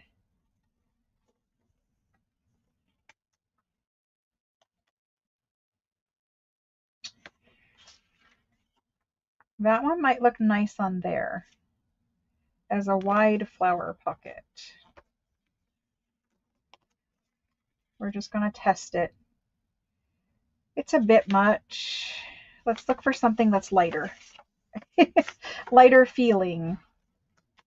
I knew it was a bit much, but you know, sometimes we can make it work. There's some lovely iris that I would love to use, but they're not the right size. Not using the fuchsia. Would love to use those, but cannot get the right shape. I don't think there's anything else in the front of this, so now we need to go backwards. We were here. These are nice and open. You could even do those sideways on here, could you not? Maybe. Just need a couple of pockets. A couple floral pockets. These are trees and mushrooms. I'm not opposed to the ferns and mushrooms, but maybe not on these masterboard pieces. Fruit, berries. I will come back and get some of these bugs and butterflies out of here though. And then there's smaller ones of those. Okay, so that's it. I'm going to put the blue one on. And I'm going to put that pink one on. Not that pink one, but the other pink one.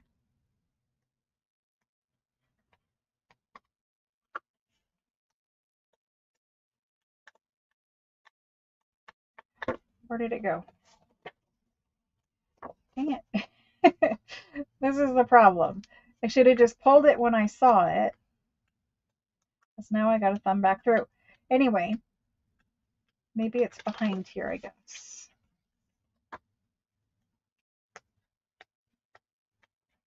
There's the blue one. Some of these are quite hard to get out too. I think the newer books, the ones that have the matte paper, are definitely my favorite. This is my old original book from years ago. It wants to tear.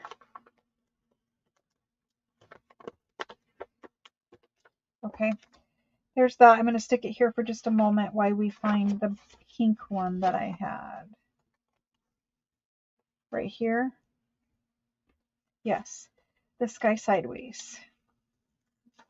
He's viney enough he could be growing sideways, could he not? Okay, so we have 2 flower pockets. We have 3 flower tags. And let's look at some fairies out of the fairy book. See, I think I want it to go this way, but it's going to cut off some. I could do some trimming, some creative trimming. I'm not going to use it for anything else. So if it works, it works. If it doesn't, it doesn't. Yes, you can fussy cut your stickers. Doesn't quite have the same white border, but it's a little blendy. Can I make this work? I can make it work on this one. Okay. Let's glue this down. And then, of course, this guy's going to need a little extra help later. But at least we're getting some extra glue back there.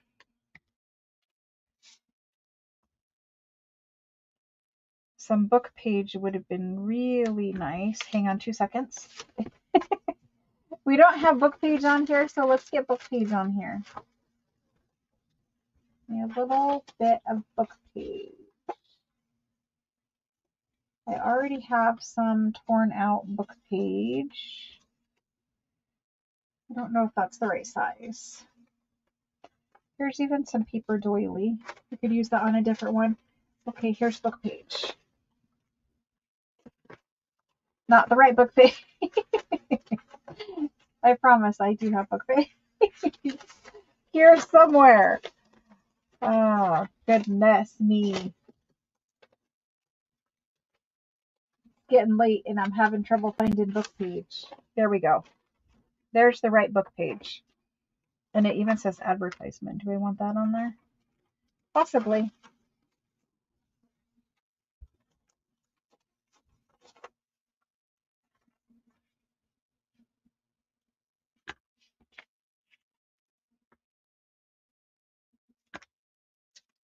I don't think I do. Yep, just like that. Good to go. Gluing. I'm going to glue him right on top of it. Which I would not tell you guys to do, but I don't have the little sheet here in front of me. Only reason why I did is because I know we're covering up so much. So there we go. It just needed to ground a little bit. Much better. And then a label, maybe postage stamp, something else. But remember, we're cutting a little pocket hole. Moving on to the next one. Hopefully it is not as hard. I will save this though, because that's great for something else. The blue one. I think we're going to put this blue one on there. And again, it's just huge. I'm going to keep it low down like this. Or better yet, yep, like that. And this one, I want that little piece of doily.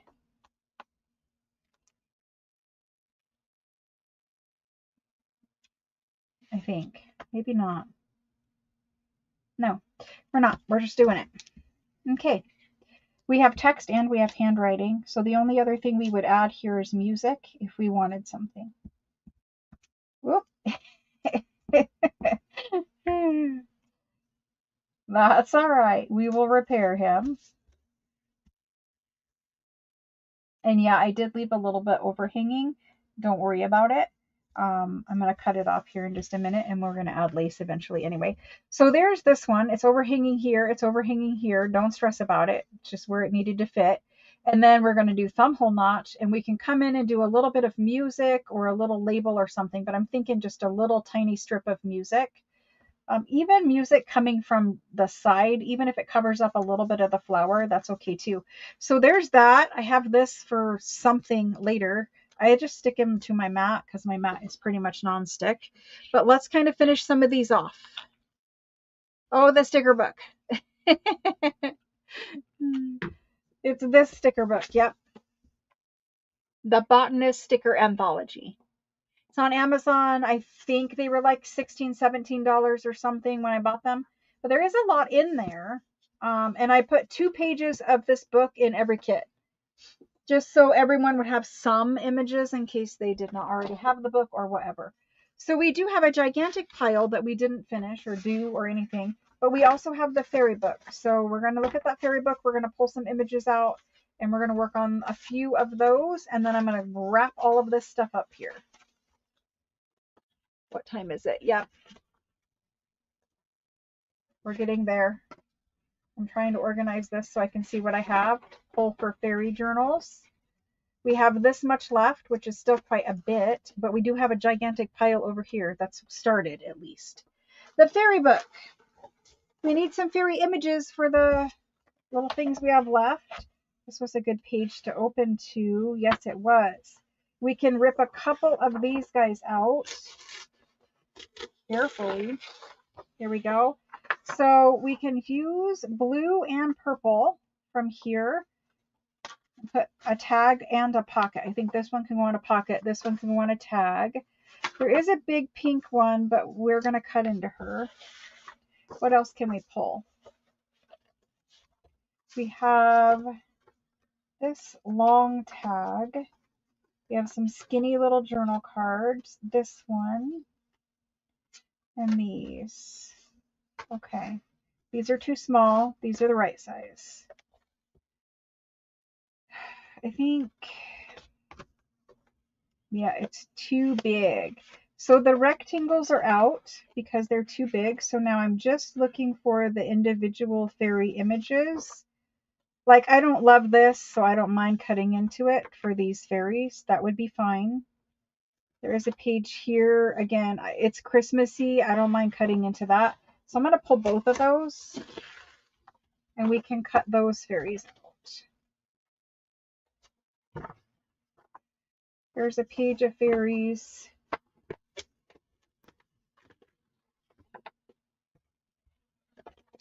Just pull a couple.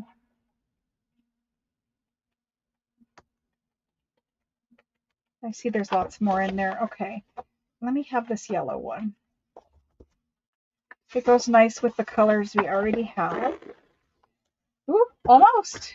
Okay, there's that. Okay.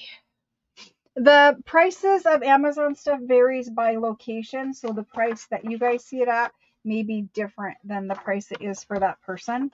But yeah, roundabout range.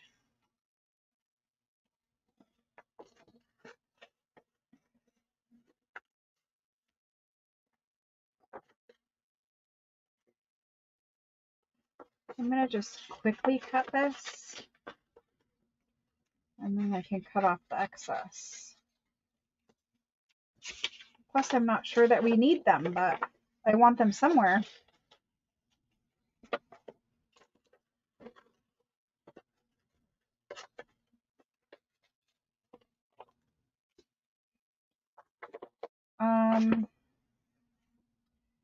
This one, I'm going to have to cut her out first because I will lose her if I don't. Because there's some on the back side. Yep, cut his feet. That's what I was afraid of. You'll either have to use top half or use bottom half. But she's the one I wanted. Then there's these two, and I don't care about the back of it, so it's fine.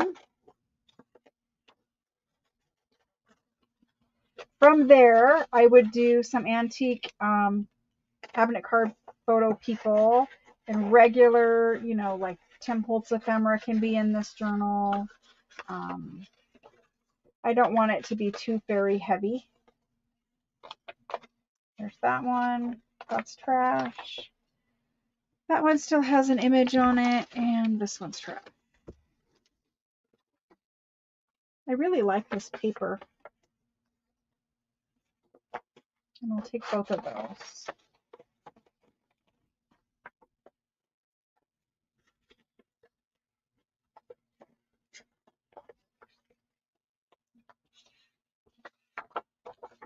Okay.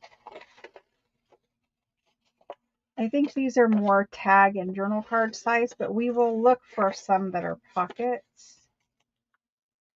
Like this little purple girl. I know she can fit on a pocket. At least I hope she can. We always need more pockets than anything else because I can fold up antique documents and put them into pockets. Ephemera for me for inside of pockets is always easier than pockets themselves. But with the 365 videos, I should have plenty of pockets. How did you guys like the last 2 days videos? The first day was the waterfall and the second day was the layered journal cards. Journal cards with the twist, it was called. I'm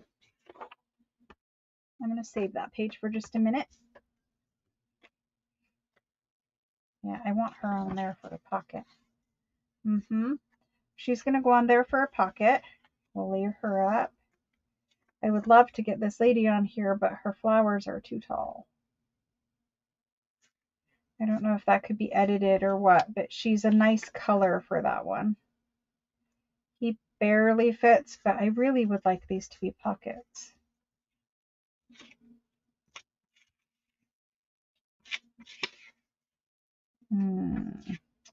Well, everything else is tall.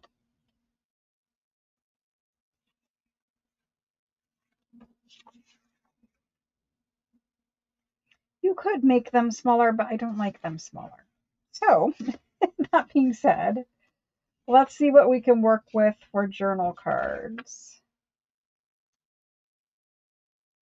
He would fit on there. Maybe he could go on this one. He would go on that one. He might also go on this one. We have a very large purple one, and I think she would be beautiful layered up on that one. Then we have this one. She's almost too wide, but not quite. Remember, I'm doing 3 journals, so, you know, they will not go in the same one.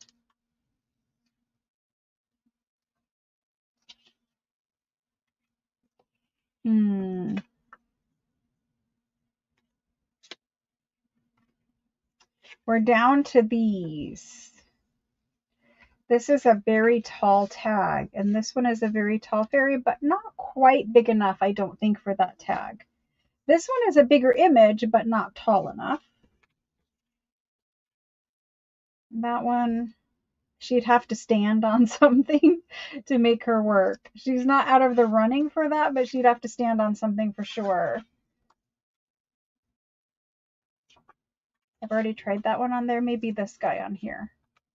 If we have to use them all, maybe like that.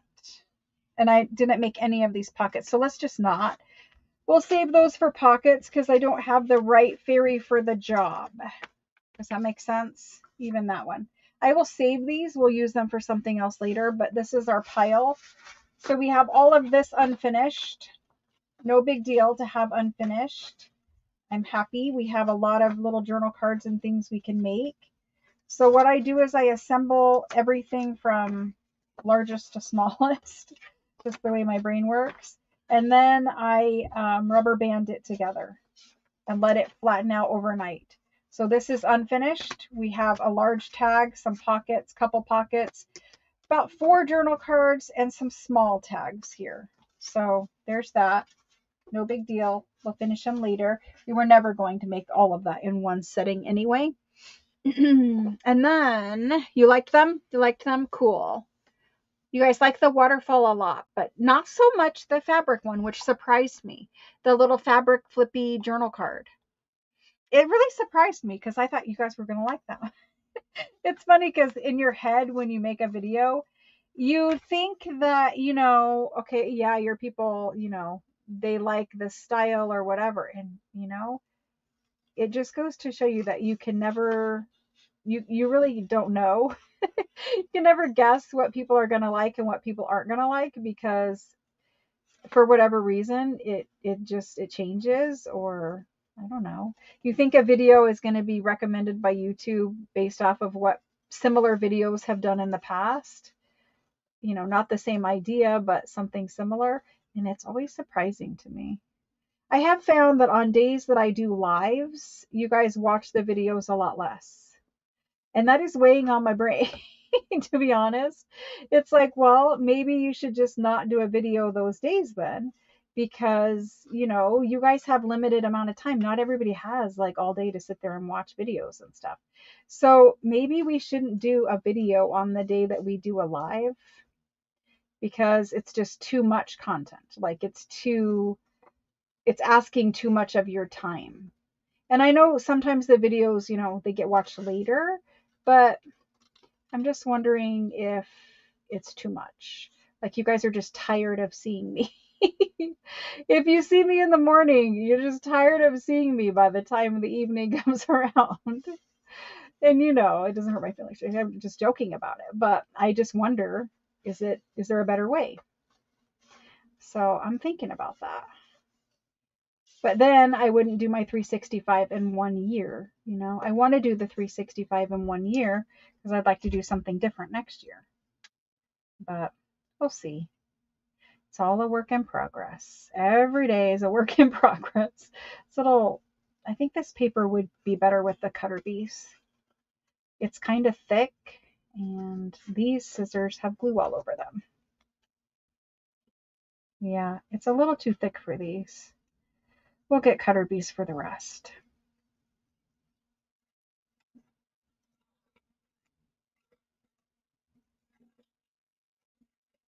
I think some people are sick of seeing me every day anyway.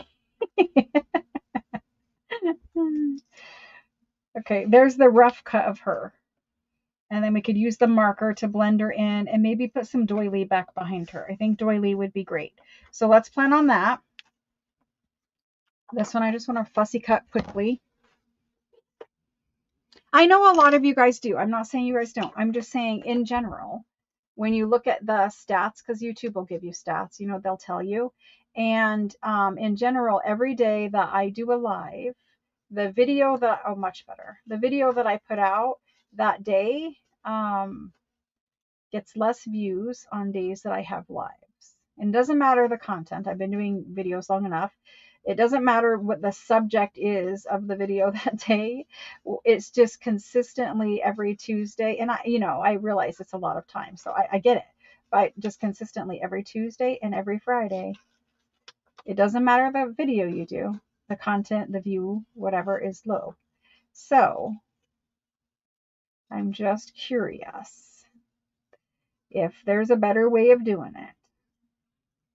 I know some people, they definitely want to watch both, so they want it. I get it.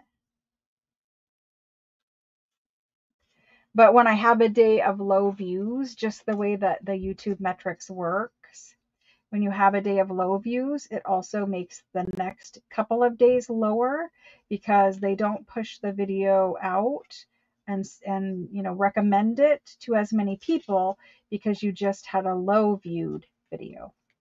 And so it's just a learning curve for me too, because, I'm just trying to figure out, everyone is, YouTube's algorithms and their formulas and how everything like works and, how to make your channel better and all that kind of stuff. And so, I just am wondering because it hurts and it hurts for several days then. And I'm just wondering, maybe we should skip the days. I think she'll be beautiful on there. Maybe we should do her like this though. No, it's too heavy at the bottom. Definitely like that. It just, something I'm trying to figure out. I want to cut around some of this white now that I have the cutter piece. Better, much better. There's that one, this one. What if you put 265 on Monday and Thursday and not release them on Tuesdays and Fridays? So the other problem is I have tried to put out 2 videos in the same day, and I've done it several times to make up for like a day that I missed or whatever, and same thing happens. It's just asking too much of people, or YouTube. Maybe YouTube will not push out 2 videos on the same 24-hour period. Maybe that's the problem. But the same thing happens where both videos generally get less views when you put out 2. Because, your audience only has so much time, I guess, or maybe YouTube doesn't recommend the second video as much because, you've already put out one and they're recommending the other one from your channel. Like, there's a lot of channels. YouTube can't just recommend everybody's video unlimited. So I think if they recommend one, maybe they don't recommend the other because they're already doing one. I don't know. I'm trying to figure it out. I'm going to cut around this one a lot and we'll see how we like it. It's always just a learning curve with that stuff and trying to figure out what YouTube wants and what it doesn't want. And it's not like, I need this super fast growth or whatever, but I do have a target in mind that I would like to be at the end of the year. And, I'm working towards that goal, and, I'm putting in the hard work of making the videos when you're busy and you're behind in other avenues of your life. But, I made a commitment to the 365 and I'm doing it. And, I just want to continue with it and all, but I'm just curious as to if there's a better formula. We'll see. I don't know what YouTube would say about it. I know that consistency is good, so maybe it's because I don't put out 2 videos every day, maybe because I only put them out Tuesdays and Thursdays because I have lives, but additionally randomly. I don't know. Hard to tell. To read chat and look at this. Detailed fussy cutting with chat. Let's see. Can I do it without snipping off the stalk of my flower? Probably not. I know you guys do. And I didn't, bring it up to be like, oh, you're not watching my stuff. Like, not like that. I'm just curious. And I wanted to know, what you guys thought about. Because some of you guys have channels. Some people who watch me have really big channels. And so maybe they can reach out to me and tell me what I need to do differently. Maybe it is just, maybe it's like the thumbnails look too similar. And so if the thumbnails look too similar, maybe it is recommended and people think it's the same video and they've just watched, if the thumbnail looks the same. I know I do need to change the thumbnails up, but that's a lot of work. It's not easy. And I have a little formula that I've gotten accustomed to. And in the beginning, because, each thumbnail has to be built in Photoshop. I'm not, using like AI thumbnail creation, whatever. I'm building them individually in Photoshop, which takes forever. It shouldn't, but it does. So, there's things.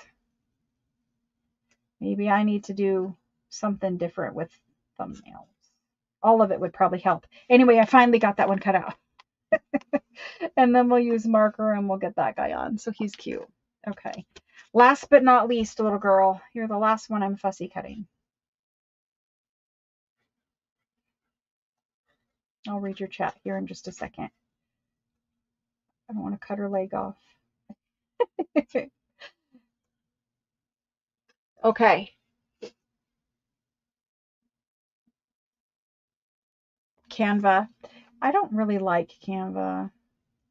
The stuff on Canva looks very similar to each other. Like I can look at people's videos and tell, okay, your channel uses Canva, your channel doesn't. I know you can upload your own images, so it's a little like Photoshop and whatever, but I don't like Canva. Just my personal opinion. I think some of the stuff it just starts looking repetitive, I guess. I don't know. I know my thumbnails already look repetitive, but what I mean is certain creators do use Canva and their thumbnails look very similar to other creators' thumbnails. And they like almost use the same graphics, or Canva puts the same things in the same place, or it's just very similar looking to me. And some of them I know use Canva, and there's nothing wrong with Canva. It's fine for certain things, but I think there's not a whole lot of, I don't know, individual style that I've seen come out of Canva, but maybe I'm just looking in the wrong place.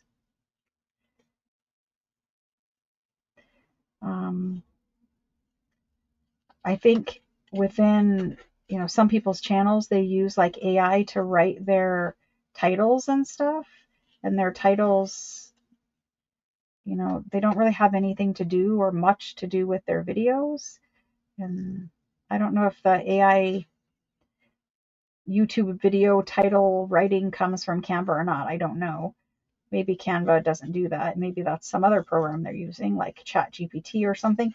But I think that stuff all starts to look and sound alike. So I don't like to do it, but if it saves time, I get it too. I do.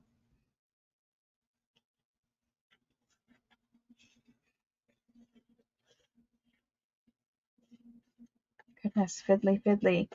Little flowers and fairy feet and toes and all that kind of stuff. And we're still going to use the marker on her. So she's going to go like that, but she's going to have something else back there because she blends in too much. Okay.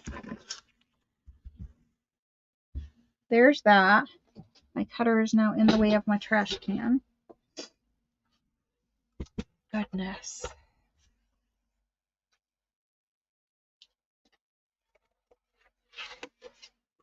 Clickbait strategy. I've seen that too, but I didn't think that was allowed. I didn't think you were allowed to just say whatever to get clicks. I thought that was like they would ban your channel or something for that. Maybe they don't. I don't know. I am fairly new to all of that whole realm of all that.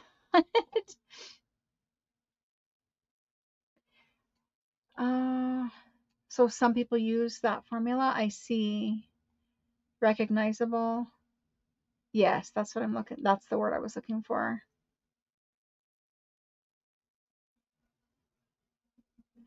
I know people watch at all different times. That's all fine. It's just, it's life. I can't watch the same people all the time either.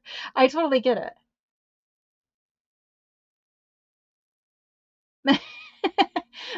Their phones and stuff listen to what you say 24/7.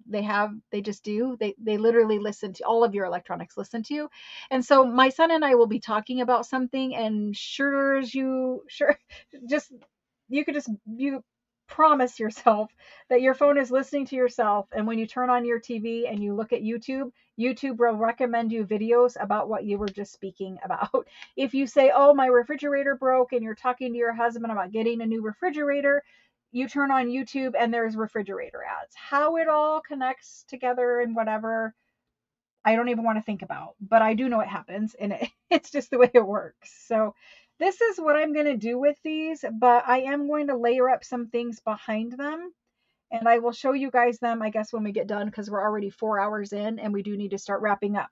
But I am going to put these on for focal points, and just like if you're looking to do, you know, something like I just did here, I'm not going to just glue her on there. Well, she's okay, but she does kind of blend in a bit with this, you know, Florentine paper. So I think it would be nice to layer like the paper doily or something back behind her, just so that she doesn't get lost in there. In camera, it looks better than it does in person.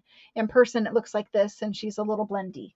So I think layering where we need to with these will be fine. I want to color the white with a marker so that there's not such a white outline. A little bit of label, a little cluster or something at the bottom, those are all fine. But we ended up with 2 journal cards and a tag and a pocket out of those. But that's that. I'm going to leave them where they're at and finish them. Probably never with my schedule, but eventually I'll finish them.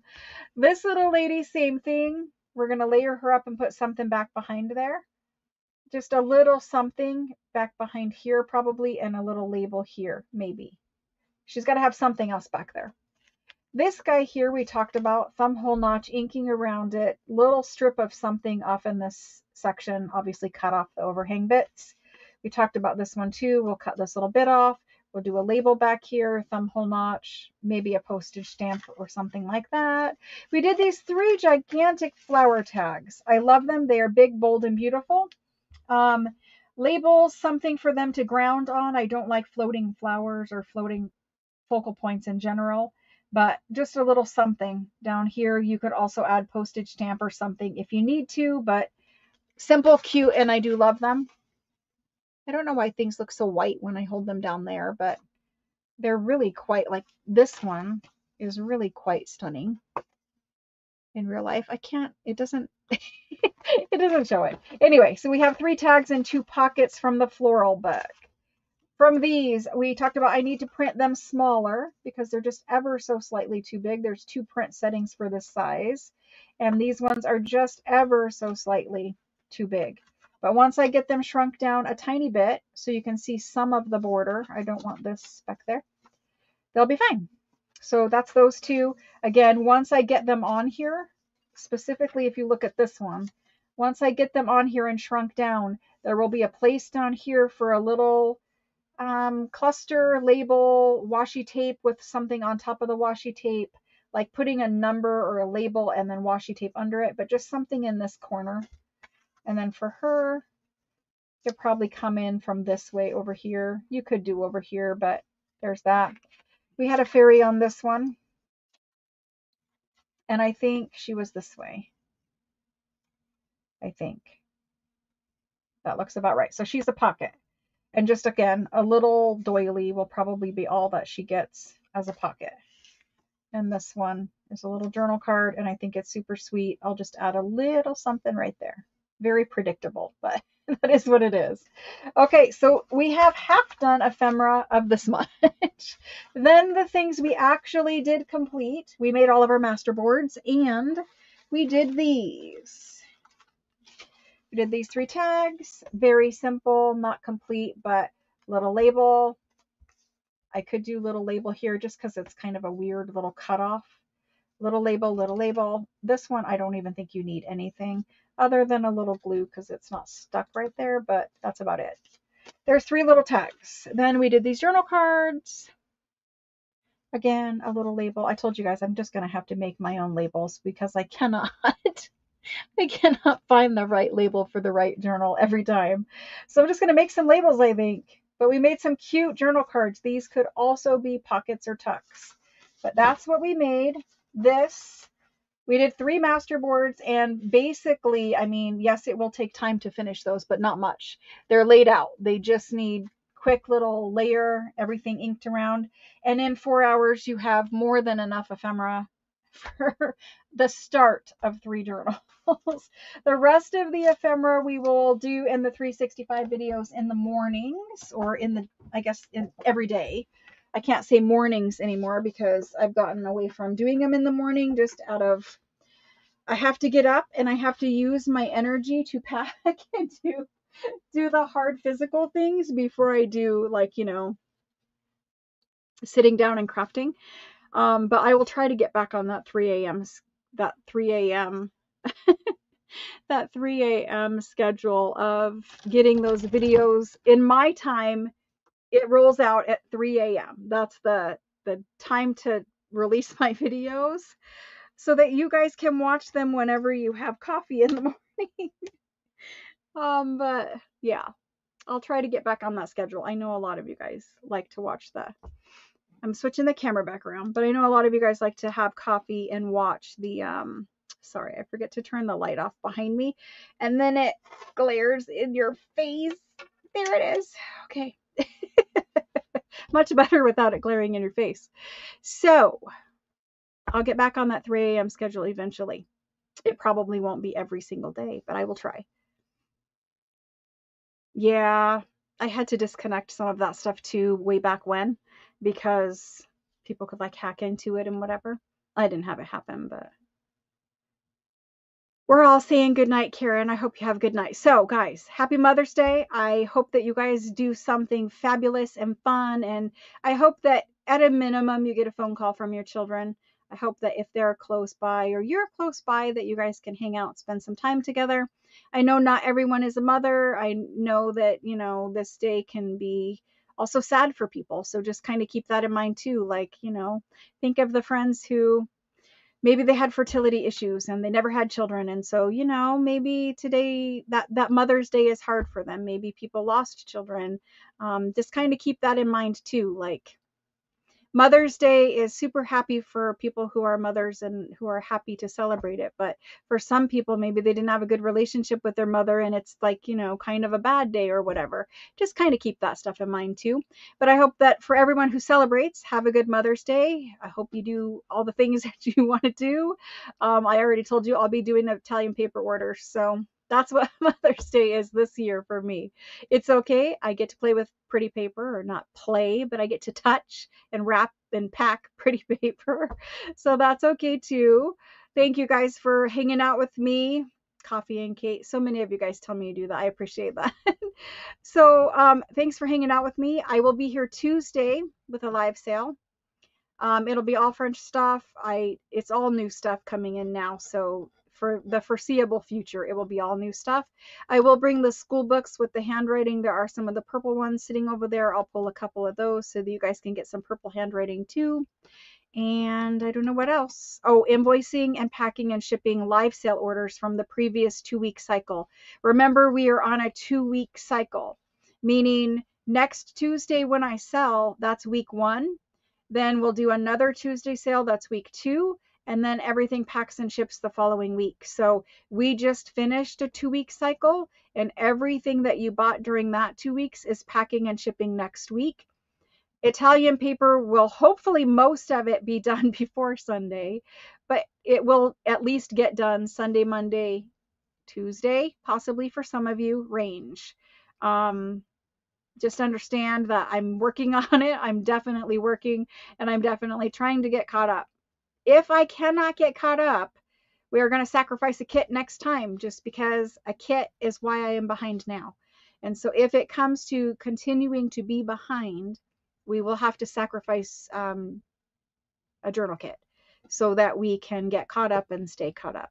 I hope we don't have to, but I can't continue on as behind as I am because everyone gets frustrated. So anyway.